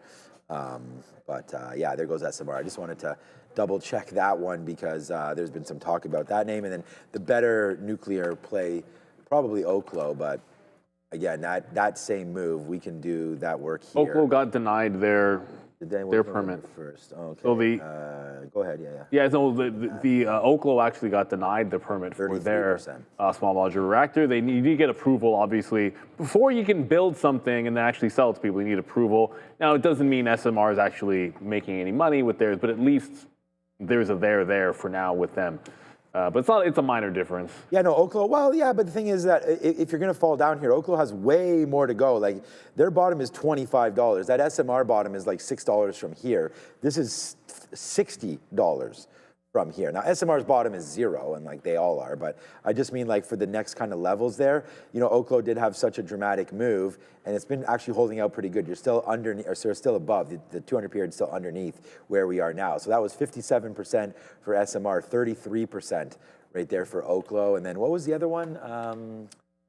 I mean, we know the Constellation. There's some good ones as well that are out there. Nano Nuclear, yeah. No, there's another one. NNE would work. No, there's another one, though. I think there's a better one. In the chat will hook us up with. I mean, similarly to Rigetti and all that, right? We've had a little bit of a hard time in some. As you know what? Another thing that Krimmer said, the year of magical investing is now over. I mean, he's been saying that for a couple of weeks now. And what he means by that is companies that don't have any earnings, there are lots of opportunities. When the bull market is running, but those are the best names. You've got to have some perspective. Cameco. There we go. I'm just going to show you guys a chart. And this, I'm not saying that none of these nuclear names have anything to do with Virgin Galactic, but I'm thinking of this theme in my head. It's remembering that when you have the euphoria in some of these types of things that get these kind of returns, and you find the back end of it. Now, here's the crazy thing. Like the first absurd pullback went 4x to all the way back in, to 6x to all the way back in, to 4x to all the way back in. So I'm willing to tell you that even like something as never make money as Virgin Galactic was, gave you 3 times that you could have had a triple or quadruple up, clean, on a weekly chart. But that last time, all your support levels, eventually, all those support levels, when it unwinds and they still don't make any money, none of them matter anymore. That last time, it's effectively going to 0 if they never figure it out. So yeah, you can play that game, but when it breaks for good, and it's not easy to say when it breaks for good, but look at after the first time it goes parabolic, higher lows, parabolic, support at previous support, parabolic. Well, what happens now all of a sudden when it breaks here, it's like, okay, now it's distinctly different. You can't play that bounce anymore because it didn't bounce off there. You can't be like, ooh, I'm going to buy. No, it's over. That uptrend was over. The support level was over. It's all over. The fundamentals were over. And I think at some point, I don't know which one it's going to be, but I'll tell you this. If you look at all of the nuclear names that we're talking about, if you look at all of the quantum names that we've been mentioning or that have been hot fire, the majority of them will end up looking like this. Maybe one of them doesn't. And hopefully that's the one that you stick with. But once it's over, you just can't be fighting it. You know, you just have to sort of accept it. And oddly enough, these guys haven't gone bankrupt. I'm not really sure. Bankrupt, oh. Yeah, but why, like, Virgin Galactic, not only are they not making money, I'm not really sure if, like, where's the potential viability in this one? What I don't get. It's super cool, man. Like, I don't know. I've always said that. What are you, Katy If they ever Perry got the price down at a reasonable level, it'd be a cool thing to do. I can understand why people like to dream of the concept, but like you'd have to be literally flying like weekly, not like, oh, let's figure one out every 6 months. You know what I mean? And then we have to anyways. Yeah, it has to be a business. But yet this thing's, it's just here. It's weird. And it's going sideways. It's not like it's even dying or anything. It's kind of going sideways for months and months. And there's just no reason to think that they'll ever make any money. I don't know. Maybe I'm wrong. Explain to me how Virgin Galactic will ever make money. Yeah, I can't. I mean, for anybody, to be honest with you. I mean, I know one way to make money, and that is to try to watch some trades out here. It doesn't have to watch always my trades, Neil's trades, anybody's trades, but trading is a good avenue there. If you have some part-time, side money, you want to do a little side hustle, as I always say, trading is probably the right thing for you. But there it is. There's IBIT, just comes right in. I mean, we called this sort of a play down there. Dara's mic is live, by the way.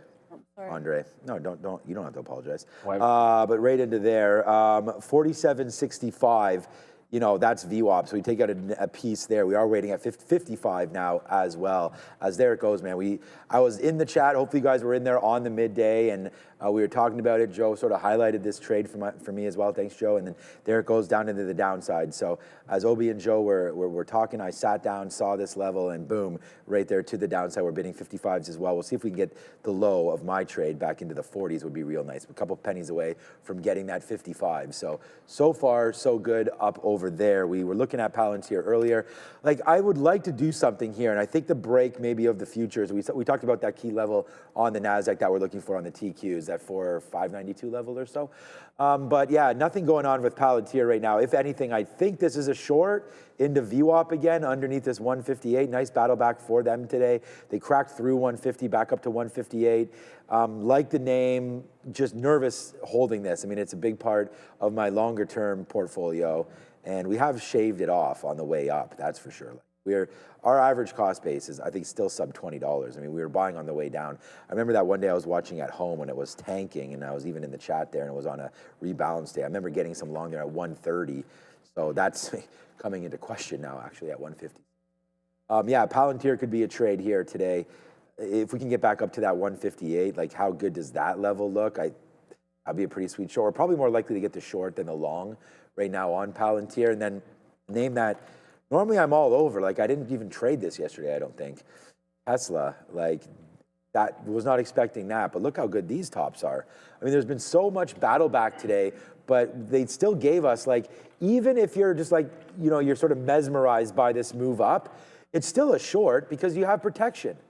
You know, and that's what we're looking for, right? You're looking for protection against your trades. And what I mean by that is like, where's the area where you're wrong? Like, you don't have to think that Tesla's a short, but if the chart is telling you it is, then you have the choice of taking it or not.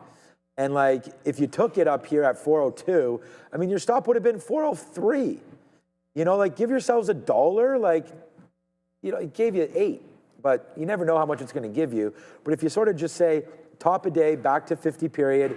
Those are good areas to get out. And then if you really win, then you go VWAP, right? I mean, literally, it's not just me talking like this and looking at charts and not having these examples on board. I mean, this is exactly what we did here. The same thing right here. Comes up into the high of the day, right? Bitcoin was doing well here. Nice rebound on Bitcoin, but it doesn't matter. We still have that out. So we don't take anything personal here. We trade the stock. I own Bitcoin and IBIT. I own IBIT both in Canadian shares and right here in US shares. And I own crypto on exchange as well. So I like it, but it comes in. There we go, getting some out here. And I was saying when we were live on air that we're going to play this channel. You know, I said, let's get out. So we actually held about 60% for this drop down. And then look, we get some more out at VWAP. Then we starting to use this area as our next area of getting out. Then we start battling again. Now we're at VWAP again. So sometimes you just got to sort of piece out your trades and really hope that, you know, you don't make any dramatic mistakes. And that's why you want to have stop orders.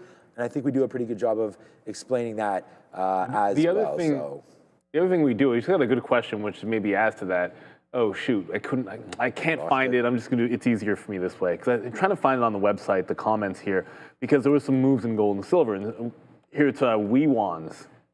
Why don't you guys ever trade Barrick or Newmont, a bigger name mining company during gold and silver red days? They move like 10% on bad and good metals day, just low liquidity. I mean, there's certainly something to that. Like there are often times like right now I'm in MAR instead of IBIT, and some days I'll trade IBIT, and I'll cop to the fact that I pretty much will only trade SLV. Like I don't think I've ever done that. Now it just so happens that for whatever reason that's what I gravitated to the first few times I wanted to make a metals trade, and that's sort of what I stuck with. So there's no right or wrong answer. I just think as long as you find a way to express a trade in a move of some kind in a place that works for you. SLV has great liquidity. I would argue that, you know, that GLD and SLV probably have better liquidity on most days than Newmont for a day trader. And I couldn't speak to, I don't really follow those stocks. I couldn't tell you if they're going to move more or better or worse. It's just that a lot of times the ETF does give you that extra liquidity. Usually you're going to go to the individual name because you're thinking it's going to be more volatile. Like sometimes that's why you probably want to trade BMNR or MARA on a day that Bitcoin is moving, or strategy or whatever, which might as well be an ETF. But yeah, so I don't think either one of us looks at Newmont, and there's nothing against it, and Barrick as well, which is hilarious to me because on our drop down, if I type B, it still says Barnes. It still says Barnes in ours, even though I know it's Barrick. So the moves are going to look very similar. Like if I call that up, or if I call Friday charts, GLD, right? Like if it happened faster, you'd see how almost identical those charts are. And the same thing with SLV. So you just trade whatever you're comfortable with. And some people like to trade in IBIT, and I'm sure there's some of you out there that maybe if you watch a show, maybe you're trading actual crypto. I don't know. Maybe you're literally trading Bitcoin. Which, anecdotally, whenever there's crazy stuff happening, maybe this is just me. I was telling Sean this morning. Whenever there's a lot of craziness happening in Bitcoin, I find that my Coinbase app is real slow. Maybe it's just me. I'm just gonna throw it out there because whenever there seems like there's like pandemonium happening, it's like, yeah, I'm gonna log in. I'm like, this is taking a while. Call up a chart, your holdings. That's taking 3 times as long. Maybe it's just me. I have no idea. You guys let me know, like Coinbase, figure it out. Like those are the moments when, like obviously when there's heightened volatility, not that I care. I don't have, like almost all of my crypto is not in my Coinbase. It's just, I have a small amount there. But at the same time, like if you want to actually actively trade, it's like, come on, that's the moment that you want it to be working. This stock is not working, by the way. It is, we'll see.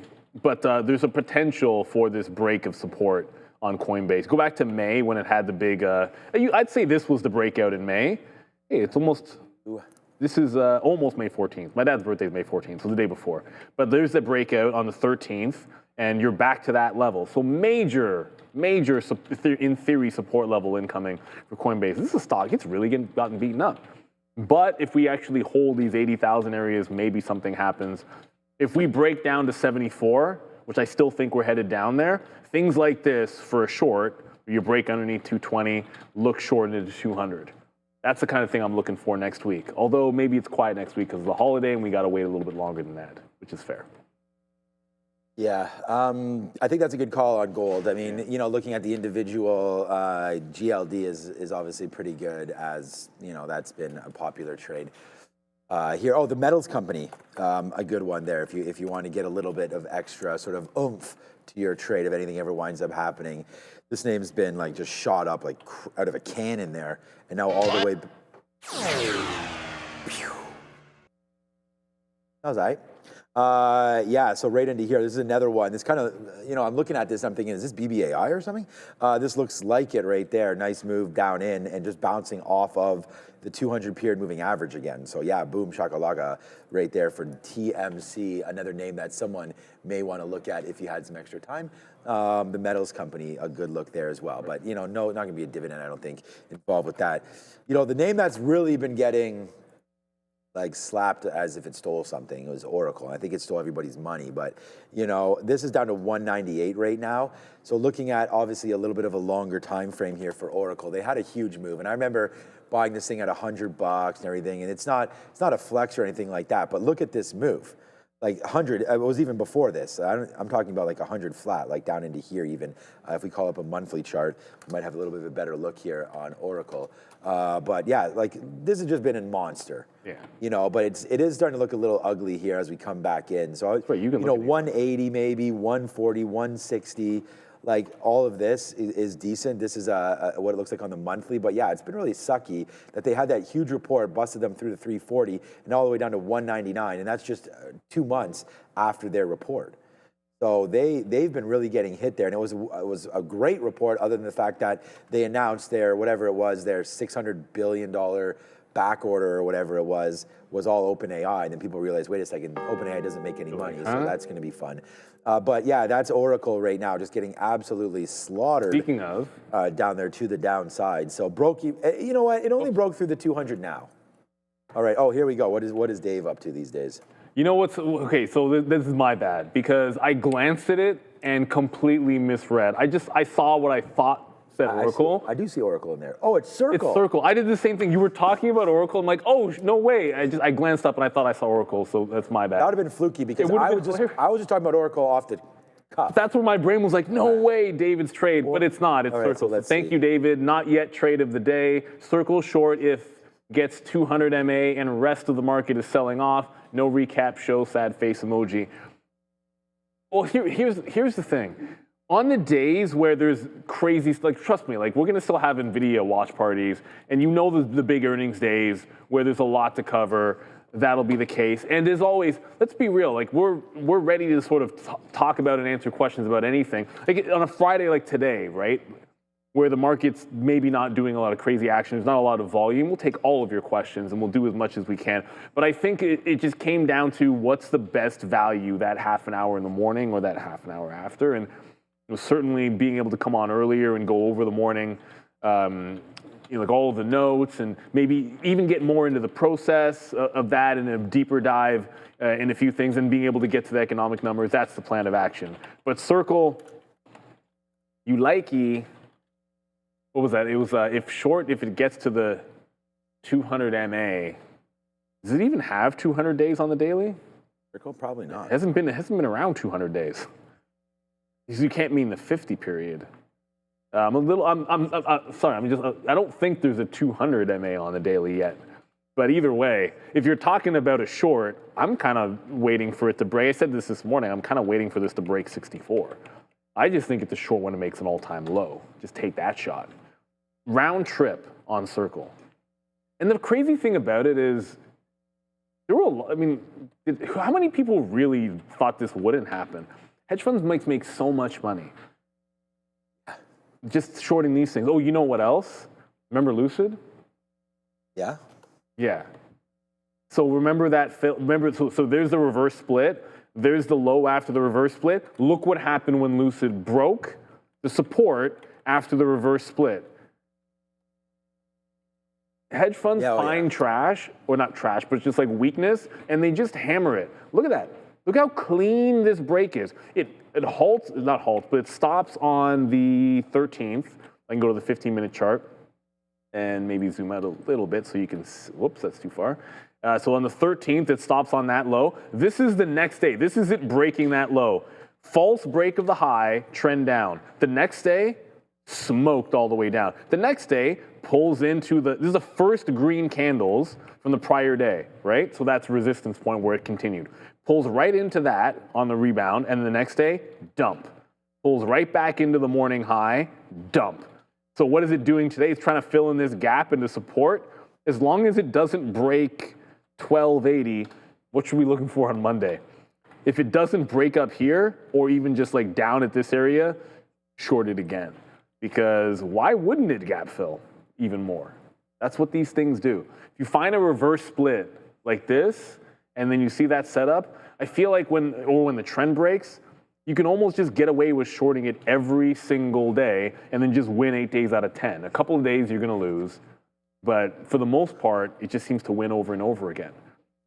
Like I absolutely promise you, there's a billionaire somewhere who probably only ever shorted like Mullen and Sundial and all those things. Like trust me, there's some fund making billions of dollars, and all they did is they showed all of these things all the time, and they lean on them, and they every once in a while they get, they blow up a trade, maybe like once every couple of years.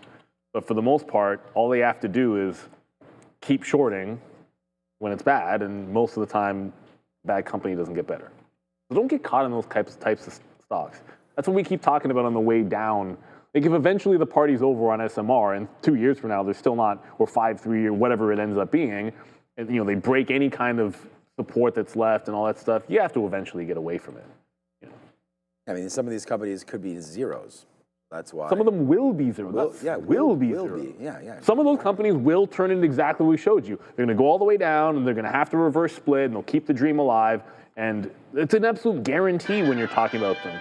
It's like the weed names. The only difference is, I think, there's also a chance that some of them, like there's more upside in terms of if they make something of quantum breakthrough has much more potential than a weed company probably ever had, right? Just barriers to entry and certainly the growth potential, all that kind of stuff. So I think there's more upside there, but they're also still zeros if nothing happens. I don't mind the bet, that's all. There's always going to be good trades out there. I mean, you just got to look for them and find them, right? And eventually they'll come in, and that's why you look for those Carvanas and you take shots on different names. I mean, there's a lot of small cap traders. Yeah, Carvana. You know, there's a lot of small cap traders, you know, in our discussion here that have made, I'm assuming, I don't know about billions, but you know, a lot of money shorting and trading and longing, and you know, that's part of the reason we are starting. It's not part of the reason, but we're starting at 8 a.m. On Monday. So join us at 8 a.m. instead of 8:30, and we'll hopefully be able to, you know, look for either bigger runners or whatever during that time as well. So we'll get that trading kicking off just a little bit earlier for everybody at 8 o'clock, and it'll be very similar to what we're doing right now, just more of a rundown and a group talk between Neil, myself, Adair will be here as well, Sharif, Brendo, Joe, everybody will be here, and we'll be able to really have a good time, and then, you know, see what happens after that, and always changing around here, right? We want to make sure that we provide the best content and give you guys what you want, so, and what we think is going to work. All right, well, we know what's working right now. We ride that bear.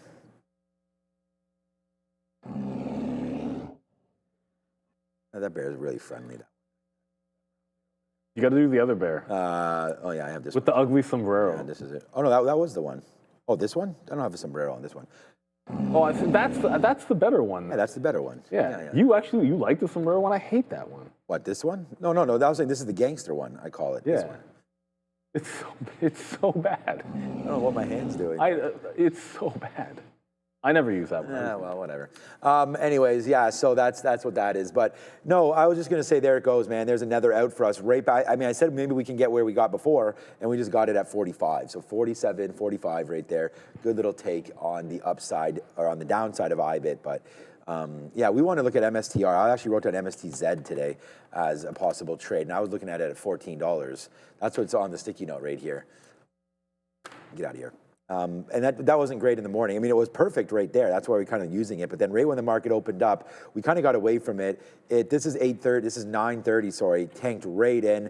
Nice little move higher. This is the inverse 2 times micro strategy. So as micro strategy moves around, this will move 2 times. So if we type in here MSTR, which I think is about 200. Was about $200 at one point. Now 177. So you see down 3%. So MSTZ will be up 6%, right? So inverse, double the other way. Hence inverse. So yeah, 14 looks like a good level, man. That's what we wrote down. We'll see if we can get back into there, but we shorted IBIT anyways at that time. So this long at 14 is the exact same short that I have on IBIT, right? That's a long there. We could have gone long it. Instead, we just choose IBIT and go the other way. So there it is, IBIT short, MSTZ long. Okay, same time. There's 12 o'clock. There's 12:30. They're both 12:30. There's 12:30. That's 12:43 when we got in. So here's 12:43 right here on MSTZ. So the same kind of a play. So you can obviously tell that MSTR is moving very similarly to that of Bitcoin. So yeah, wow, this one's in trouble, man. MSTR is not the healthiest. Trouble. BMNR, same thing.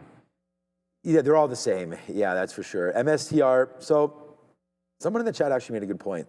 Some of the countries that have banned Bitcoin trading or holding or whatever, I don't even know what countries those are, but this is another way of sort of getting involved with Bitcoin. You know, rather than just holding Bitcoin, you can hold this, and that's, it is basically a Bitcoin treasury.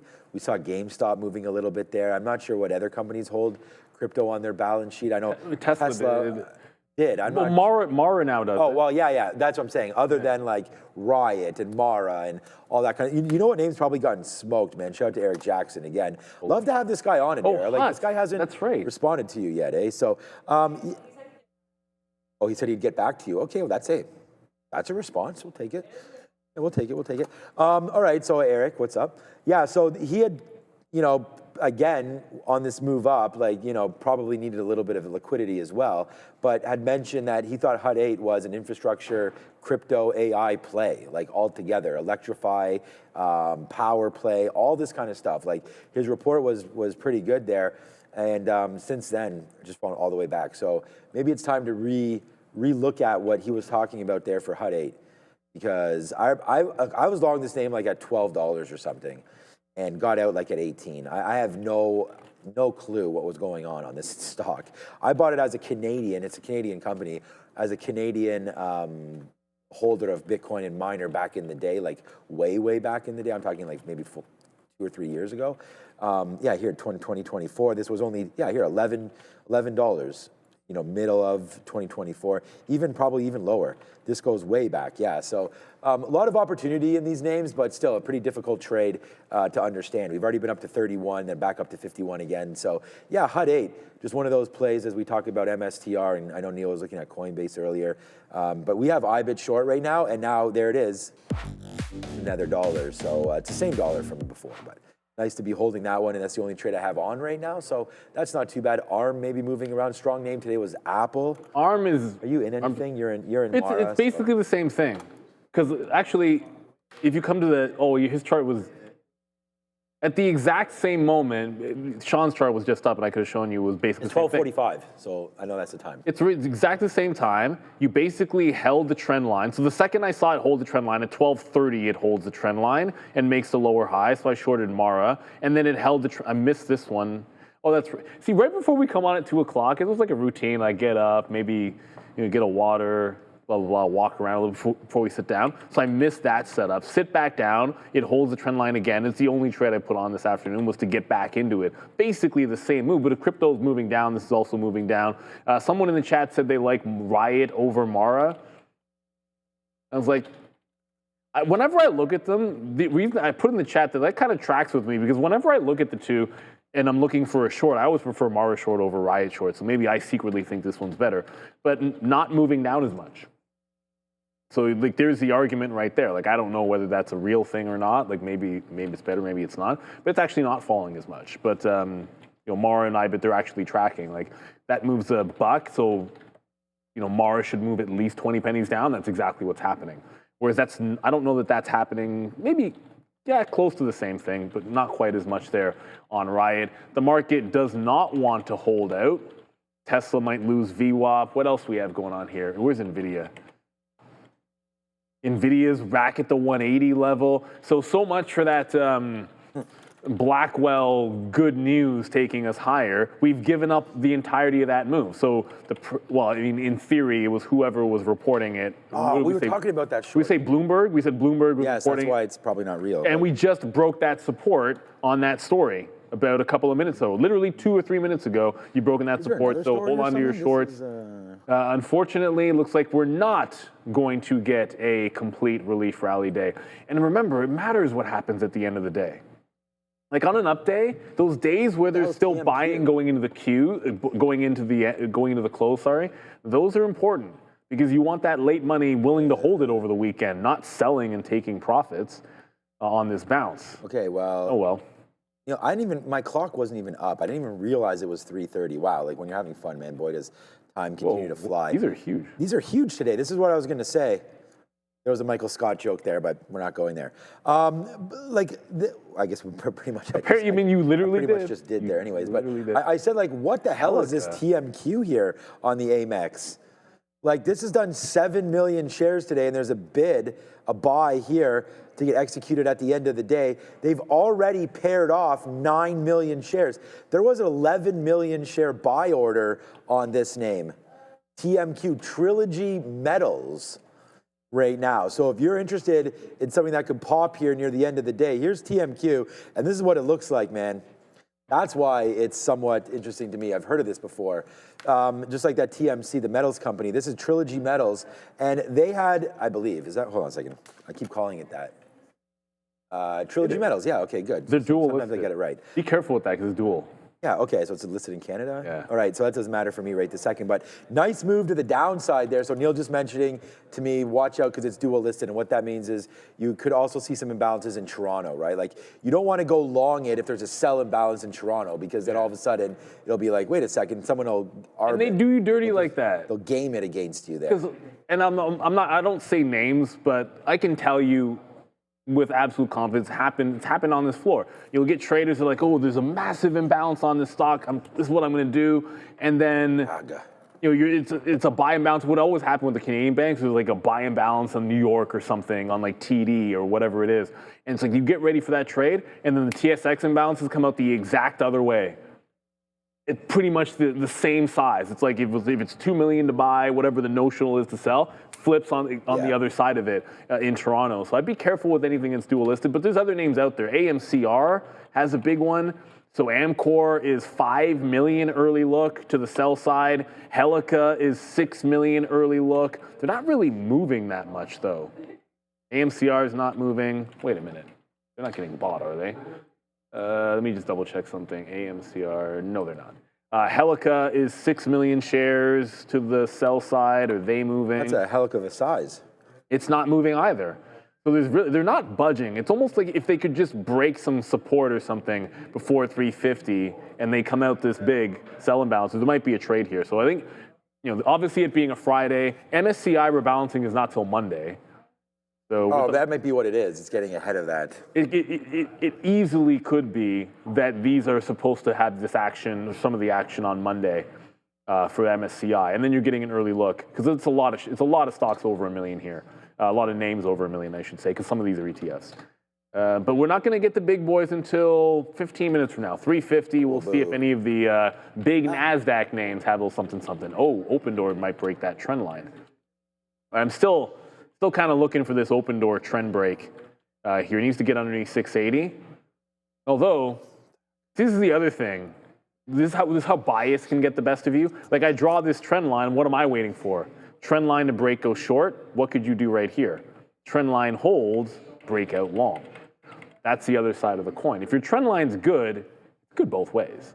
Like you can do this and short all those pops. Like it's exactly the same idea as shorting MAR once it establishes that trend every single time. Well, maybe you could be doing that in open. I don't know that I would want to buy this trend after 330. I'd probably rather take the break of the trend for people profit taking and then take advantage of that. But it certainly works for sure. And Matt Mers, my rule is if the trend line holds 3 hits, probability goes up 70%, it continues.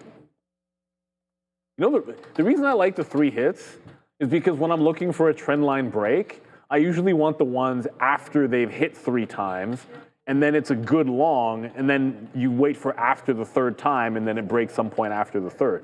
Usually that means that it works after the 3rd, because that's where you get your 3rd point from. So I suppose I kind of have to agree with that. I don't know that stat, but I do know that I only like the trend line for a break if it's broken 3 big points. That's the key. All right. All right. Just have to send that email. Send and see you later, alligator. All right. So more outs on IBIT. We're very, very light on it. I'm actually going to take some out right now, heading into the end of the day. With only 25 minutes left. Hope everyone obviously has a fantastic weekend. I wanted to check out Robinhood here, as there's been a couple names that we've looked at today and ignored others. So Robinhood, unfortunately, when we were up here, I was talking about it having a 9 handle on it. That came real close today. I'm gonna give that a win right there, down to 101 and change right here. I didn't think that we would get all the way to the 200 period moving average, because the last time we did that, it was down here in April. What a great opportunity that was during tariff time, but no one had any idea that it was gonna go 5x to the upside from $30 there to 150. Like 500% for Robinhood, seems a little overextended, doesn't it? And that's why it's coming back in right now on a little bit of crypto weakness. So I was going to say, if you think that crypto is a thing and we could bounce off of some of those levels that we were showing you between 70 and 80, you might want to start to drip into a little bit of Robinhood right now. So maybe you start to dollar cost average here. If this is a negative day on Monday, which we easily could be, I have no idea what Bitcoin's going to do over the weekend. Crazy to try to predict something. But this is a good level, man, between 98 to $100, this kind of area here, where we had some up and down, some indecisions, and then obviously earnings bumps it up to 118, and then it just goes tokenized, this and that, yada, yada. I think it's worth it, and then if you get anything at the 200 period, a good opportunity maybe to pick up some Robinhood. They're growing on their assets. Even Webull today, and I know Webull was down to 780. A good report. Down to 760. Yeah, their assets on under control grew up 86% or something. Yeah. So that was huge, right? They're getting deposits, they're getting people using their app. But the thing is if you're on Robinhood, you're not switching to Webull, and if you're on, if you're trading with SoFi, now that they have crypto, you're probably not so I just wonder if they're a little late to the game. I know they're a Chinese story. as well. So it's not just US. I don't think Webull in Canada is a thing. I'm not sure, but we're not a big enough market. I just know they're coming from China. So Webull, good opportunities there. I don't know what the legislation and what it looks like financially over there for Webull, if there's any sort of issues there. But a good name off the report today. And then just because of the bank charter is why I lean towards SoFi. The only bank that I own Canadian, and then I own JP Morgan in the States and a little bit of Goldman Sachs. Other than that, and then SoFi. So these are the ones that I'm looking at here. Nice pullback to JP Morgan, went to 294, I think. Okay, now, so yeah, there it is, 294, yeah. So low of 293, now at 298, recent high. We'll see if we can break above 300, but just like SoFi, I mean, why am I even looking at SoFi if I can just get JPM? And me and Neil had this discussion before. This is a good, area here for sure. Like that 200 period is not that far away. And you don't get this bank very often at that level. This 200 period is we could probably go, this is 2023 levels we're talking about now as we continue to extend out this chart. Like where's the 200 period break over here? This is October, and it's still not even gonna get it because it's still gonna be over here. Yeah, see, so we're still not, like I'm all the way back now. This is 2023, okay. So there's January of 22, okay. January of 2023, we still, okay, here we go. So now you're gonna finally get right into there. Right, so that breaking it to the upside, there. When a good company breaks back over, that's what I mean. So that's huge level. That was $100, 127, and since then it has just said okay. Now I kind of sort of had to put an asterisk beside anything that happened in April. We do know how obviously dramatic that was, and I believe this so much. This is exactly where I'm long JP Morgan at $230, and I bought it right here the first time it came down in there. So again, I am practicing like I preach. I'm long JP Morgan right here, right now. This is the only JP Morgan shares I have, and then I was such an idiot because it went all the way up to 250, and I was like, that's good, 10%, it's fine. And then it went whoosh, and I was like, what have I done? And then we held it the whole way, and now all the way up, and we have been getting some out. We got some out the first time it came near 300. I think when we got there and then came back, we got a little bit out, probably 280s, somewhere out at 300, but nothing out in the last month or so on JP Morgan. Miss LePage. What a way to end a Friday, guys. It is 3:40 p.m. and U.S. President Donald Trump is speaking live. He is speaking here with New York mayoral-elect Mamdani. They just had a meeting. Now they're speaking after the meeting. If there are questions, which I suspect there will be, I will keep you posted. But again, Trump talks to end the week because why not? Back to you. Yeah, he has a great, the headline is, has a great meeting right here. So this is the highlight. It's never bad. President Trump in meeting with New York Mamdani says, had great meeting. You can come over here. I have it up here if you want. He's over there, Andre. Want New York to do well. Talked about things we have in common, going to be helping. So yeah, it'd be nice. As there was people were like, oh, there goes New York, So we'll wait to see. And then now it's Q&A time. So that should be the most interesting. I have a feeling it usually is the most. I feel like we'll be going back to Adair pretty soon, especially if President Trump is speaking. All right, look, more outs here with only 20 minutes to go. There's outs, there's outs, there's outs. So we're right over here. We're above VWAP right now. Normally we take it out if we start to run a little bit higher. We'll punch them out there at 74. Hold just, you know what? I'm just going to get out now, 72. Mine just broke trend. Yeah, I'm gonna bid out right now. No need to really be into too many things right here as this market comes into a close. So yeah, good on us to be able to watch out for this. There it goes. We are now out. So good on that trade. Let's see if we can find another one. But that's all we have right now for IBIT. Good out. We're out there. Feel pretty good about it. IBIT. So cleared out that trade. Yeah, I actually just punched out when I realized it had broken my trend here. Because I saw it broke the trend. I'm like, ooh, whoops. Let's just get out, and I was able to get the break of trend price. But I'm kind of trying to figure out, because a couple people put in the chat, what the heck happened to gold? Yeah. So what's up with that? Everything's gold. What was up with that 20 minutes ago on gold, and presumably not as much so in silver, but not good. We can't have nice things, man. The bid doesn't seem to want to hold. And it's, a lot of people will, and we've talked about this before this week, a lot of people say, but why, when the market pulls back, are gold and silver pulling back? Well, you've got to consider a lot of things going on here. And when you have risk off, And when you have this rate uncertainty, you are going to see risk off in a lot of places. Some correlations are not going to hold up that same way. That being said, it can provide an opportunity where you get a historical potential. I mean, there's the historical breakout, but the dip buy on what has been like a historical breakout could work again. Now, the first time silver bounced off the 50-period moving average on that deep pullback, it worked. The second time, it didn't make a new. I don't like it when it doesn't make it as much as when it doesn't make a new high. Right? You know when you're dipping into a trend line, and then then we don't break the high, and then you're back at the trend line. I don't like that as much, because to me, you're supposed to make a new high and then pull back into the 50-period if you're holding the trend. Like now, I just feel like you're consolidating, so it gets much more like scalpy in there, in that range. Then automatic, you're going to break out that top, and then you start thinking about the fact that gold, gold's even weaker. Right, like gold did that same move, got out nowhere close to the high, and is consolidating. So I don't like that, buy the 50-period on SLV as much as the first time, because it feels weaker in the space. So I don't think it looks as good. We'll see. But you absolutely never know. 6 minutes till the imbalances. I think it was Helica is way down. That was 6 million now too. Is that to buy or to sell? It was to sell, but it was 6 million to sell now too. But AMCR is still 5 million to the sell side. So Amcor is big still. PCG, we know them. 3.5 million CDE. What was there was something else that was there that's not there anymore. It was TMQ. Yeah, it looks like they're gone. No, they're still there. Where? 610. Oh, it's way down. Yeah, I always have mine. I have mine huge. Yeah. Remember, if you go over to the paired volume. Yeah, you can go to this and just go to here. See how slow that is? Yeah, well, there's so much to do. There it is. Look at that. 11 million paired. Oh, look, Kenview 7.5 million paired volume. Yeah, that's kind of at 468. No, it's not. What? Someone said, "Do we like Mike?" Oh yeah. Do we? Oh yeah. It is. Okay. Jeez, man. Wow. Good call out there. JL Lloyd. Shout out to JL Lloyd there. I'm going to find her and put her on here as well, because no.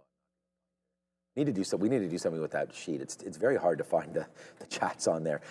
Do we like Microsoft down here? Okay, so I think an important thing to always look at here is, and we need to have let us know if there is a PE checker that maybe some of you guys use, because we're always looking for historical for good ones. That's for sure. But yeah, Microsoft potentially, I think 30 to 34 is relatively expensive, I was going to say, for Microsoft. But if you look at its peers here, Oracle, wow, Oracle is still a 30 PE despite getting hit like that. Oracle's market cap is now 600. That would make sense, because they crossed that trillion. I don't know why its peers are crowded in PANW, so they're not right on this one. But there goes Microsoft at 30. So I think that PE is probably actually okay in and around those levels. You want to, a good high-quality company, you do want to pay. You don't want to, but you will wind up paying a little bit higher than market multiple for it. So the market right now, the S&P 500 is between 25 to 26, depending again on where you get that data from. But yeah, so I was just looking at that. That's a great. Perfect. So JL Lloyd there, thank you so much for bringing that up. That's a good one. I didn't even realize it was down there, to be honest with you. Microsoft now pulling back from its all-time highs of 560 down to that's $100. So you're almost down like 16, 17% now almost. Oh my God, Adara. There is now breaking news. We got to go over to Adara ASAP. What's going on, Adara? The market is moving. This actually involves a stock that you guys were talking about earlier, Barrick. Barrick Mining making a pretty significant pop here, by far the largest volume candle of the day. Barrick negotiating to regain control of their giant gold mine in Mali. So again, Barrick renegotiating to regain control of a giant gold mine in Mali. The stock likes this news, and back to you. All right, whoever asked that question about Barrick Gold, come on. Did you know something? Come on. We've been on YouTube since. You got to be the CEO. You got to be the CEO. Wow, 2020. And no, I don't think I've ever seen somebody ask us about Barrick legitimately in the chat, at least not that I've noticed. And then all of a sudden, Barrick out of nowhere making some power moves. Why not? And gold was just moving now too. But it just, all the way back in, like the algos, you've got to be kidding me. All the way back. I was just trying to see some significant prices, where did it exactly turn? Remember yesterday's dump? So that spike takes you right into where we fell off and everything fell apart yesterday and no further.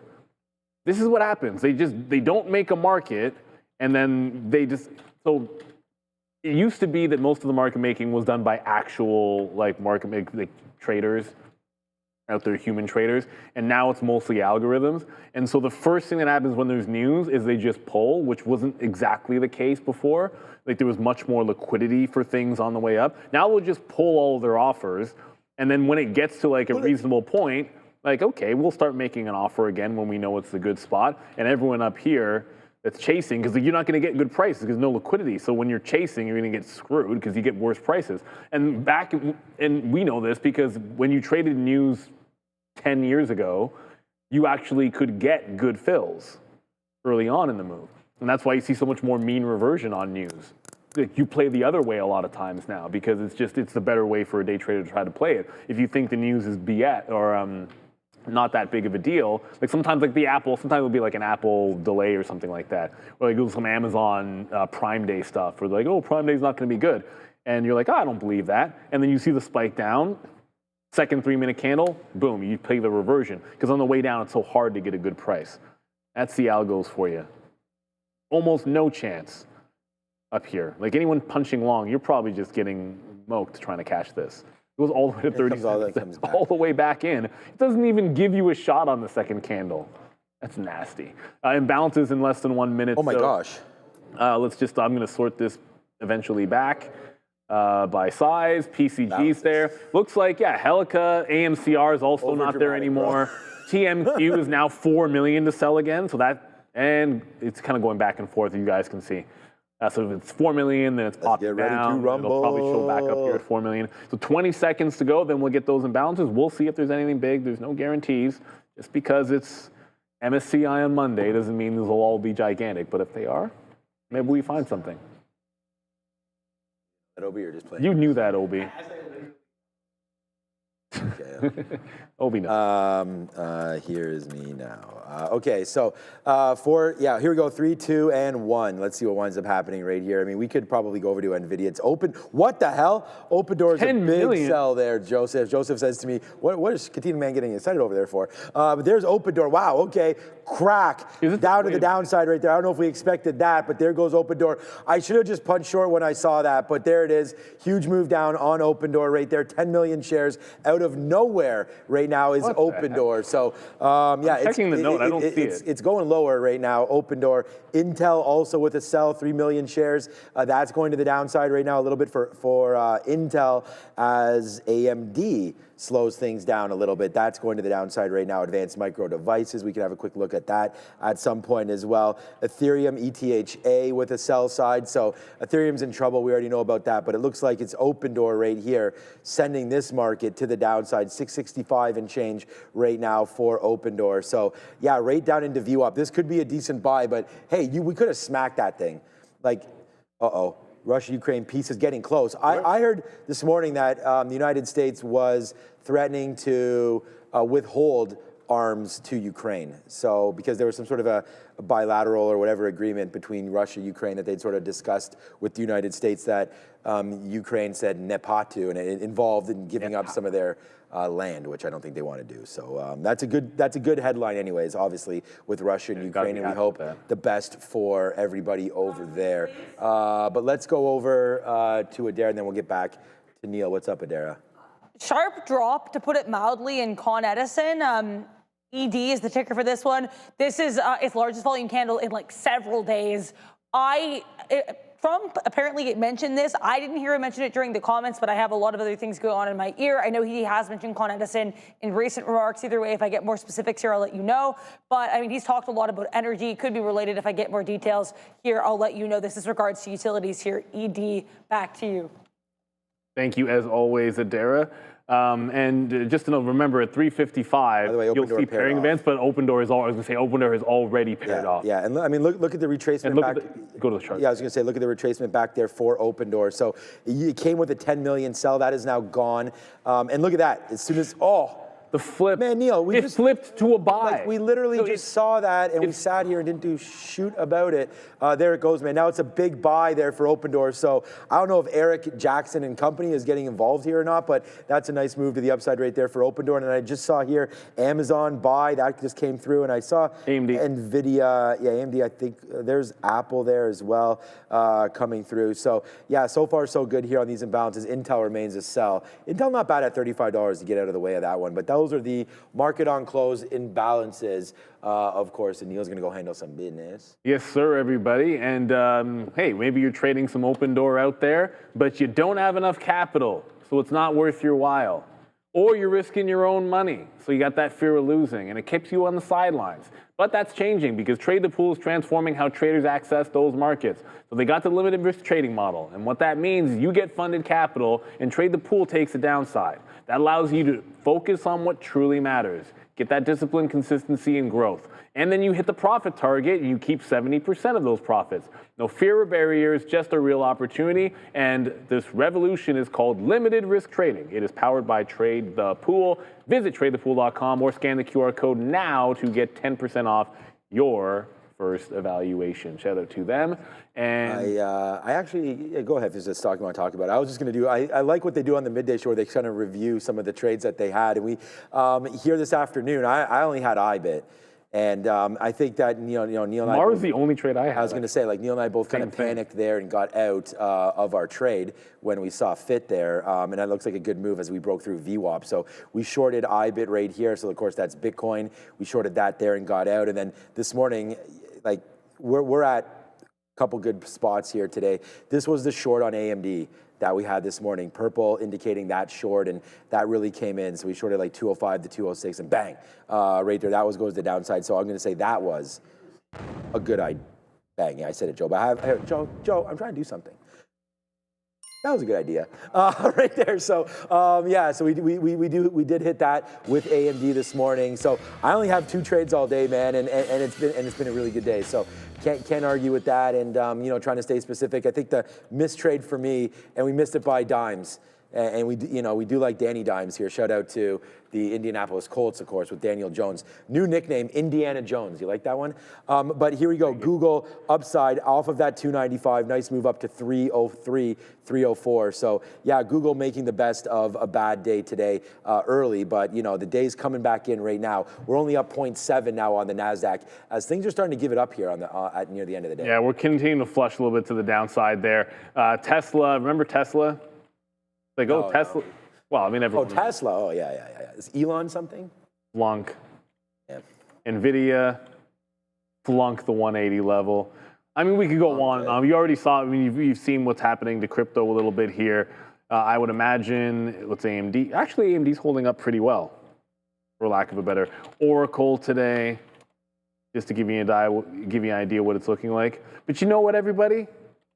It's fine because. Nothing to worry about. Last time I looked, this was above VWAP. So anyways, I was going to tell you that GameStop was solidly up. Wow, I really should have been still short this. So the person in the morning that was like, you should be long GameStop, that was right there, but sticking with the short would have been better. What I meant to be like was everything's coming back in at the end of the day, but GameStop is holding VWAP and up a couple of %. But then that ends up not being true anymore, so that's my bad. Let's go to there. Yeah, let's take a look here at ED once again here. Con Edison, Consolidated Edison.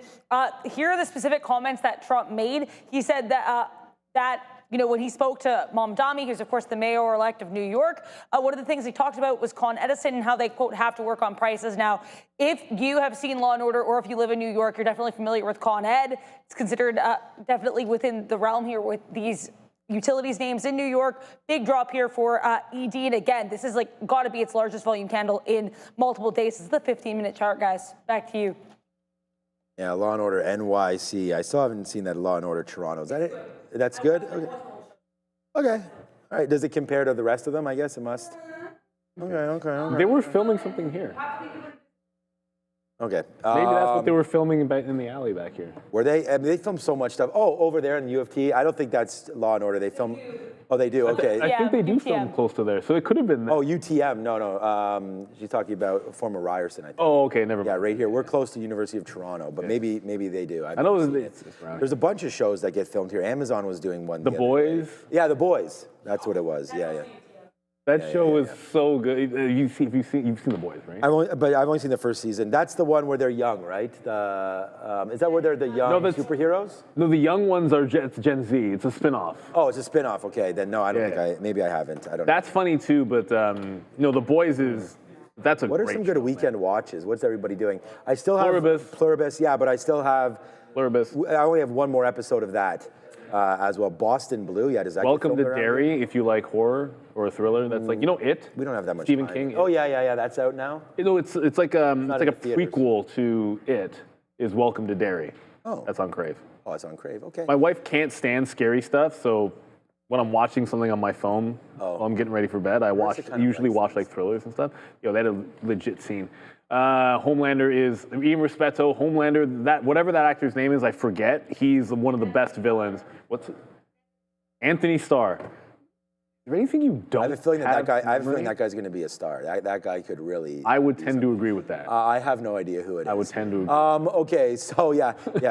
EA Sports. It's in the name this time around, not in the game. I'm sure he's already a star. I was trying to look. Someone said have a good weekend, and again, I can't find it on this chat thing that we have. But here it is, right here. Just shout out to everybody, man. Thank you for all the support on here. Yeah, Homelander maybe is a good movie. I think you tagged. Oh, here it is, right here. They said they love this show, so there it is. What's up to TL Bryant? There, he loves this show. Thank you so much to Neil and to Sean. You're welcome. And a big shout out to Joe. Let's go to that camera. Joe and Obi still here right now. Let's give a big wave to those guys. Yo, what's up, Joby? There they are. Hey, there's our midday madness right there. These boys are still here right now. And finish your lunch, Obi. And then here, yeah, Obi, do something over there, my guy. I think he got extra lunch over there. There, okay. We don't have to eat it right on camera. That's okay. All right, shout out to the small cap king right here. And we don't want to forget that because there he is right here. We have Sharif Cabo chilling on some beach somewhere, according to Joe, maybe in some sort of a locker weight room type of situation. Nobody's in the weight room at 1 o'clock at a resort. No, man. I don't know where Sharif is. Man. I don't know what that guy's doing. You better right be now. in the beach. The guy went on in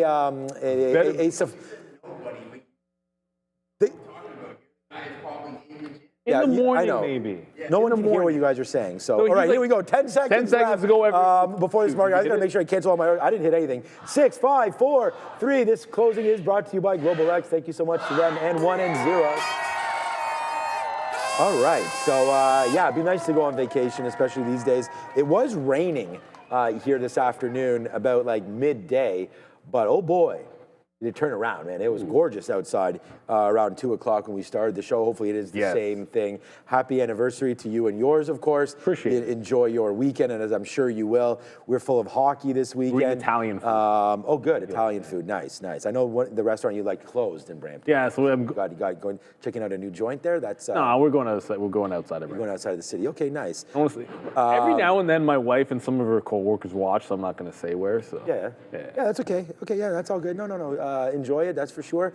Yeah, and happy weekend, everybody. No matter what you guys are doing, man, do it with the ones you love. That is the whole point. So a big shout out to the woman in red behind us. Thank you so much, Adara, for today, and a big thank you to there you go to Brendan. Any plans this weekend, Adara? I want to do some writing. Writing, okay. It'd be interesting. I know maybe you're nervous about it, but I'd be interested to read some or share something here on air. I write stuff that is a bit darker, say the crime. Oh, yeah, go on. Hello, Obi. I'm sorry. Hello, Obi.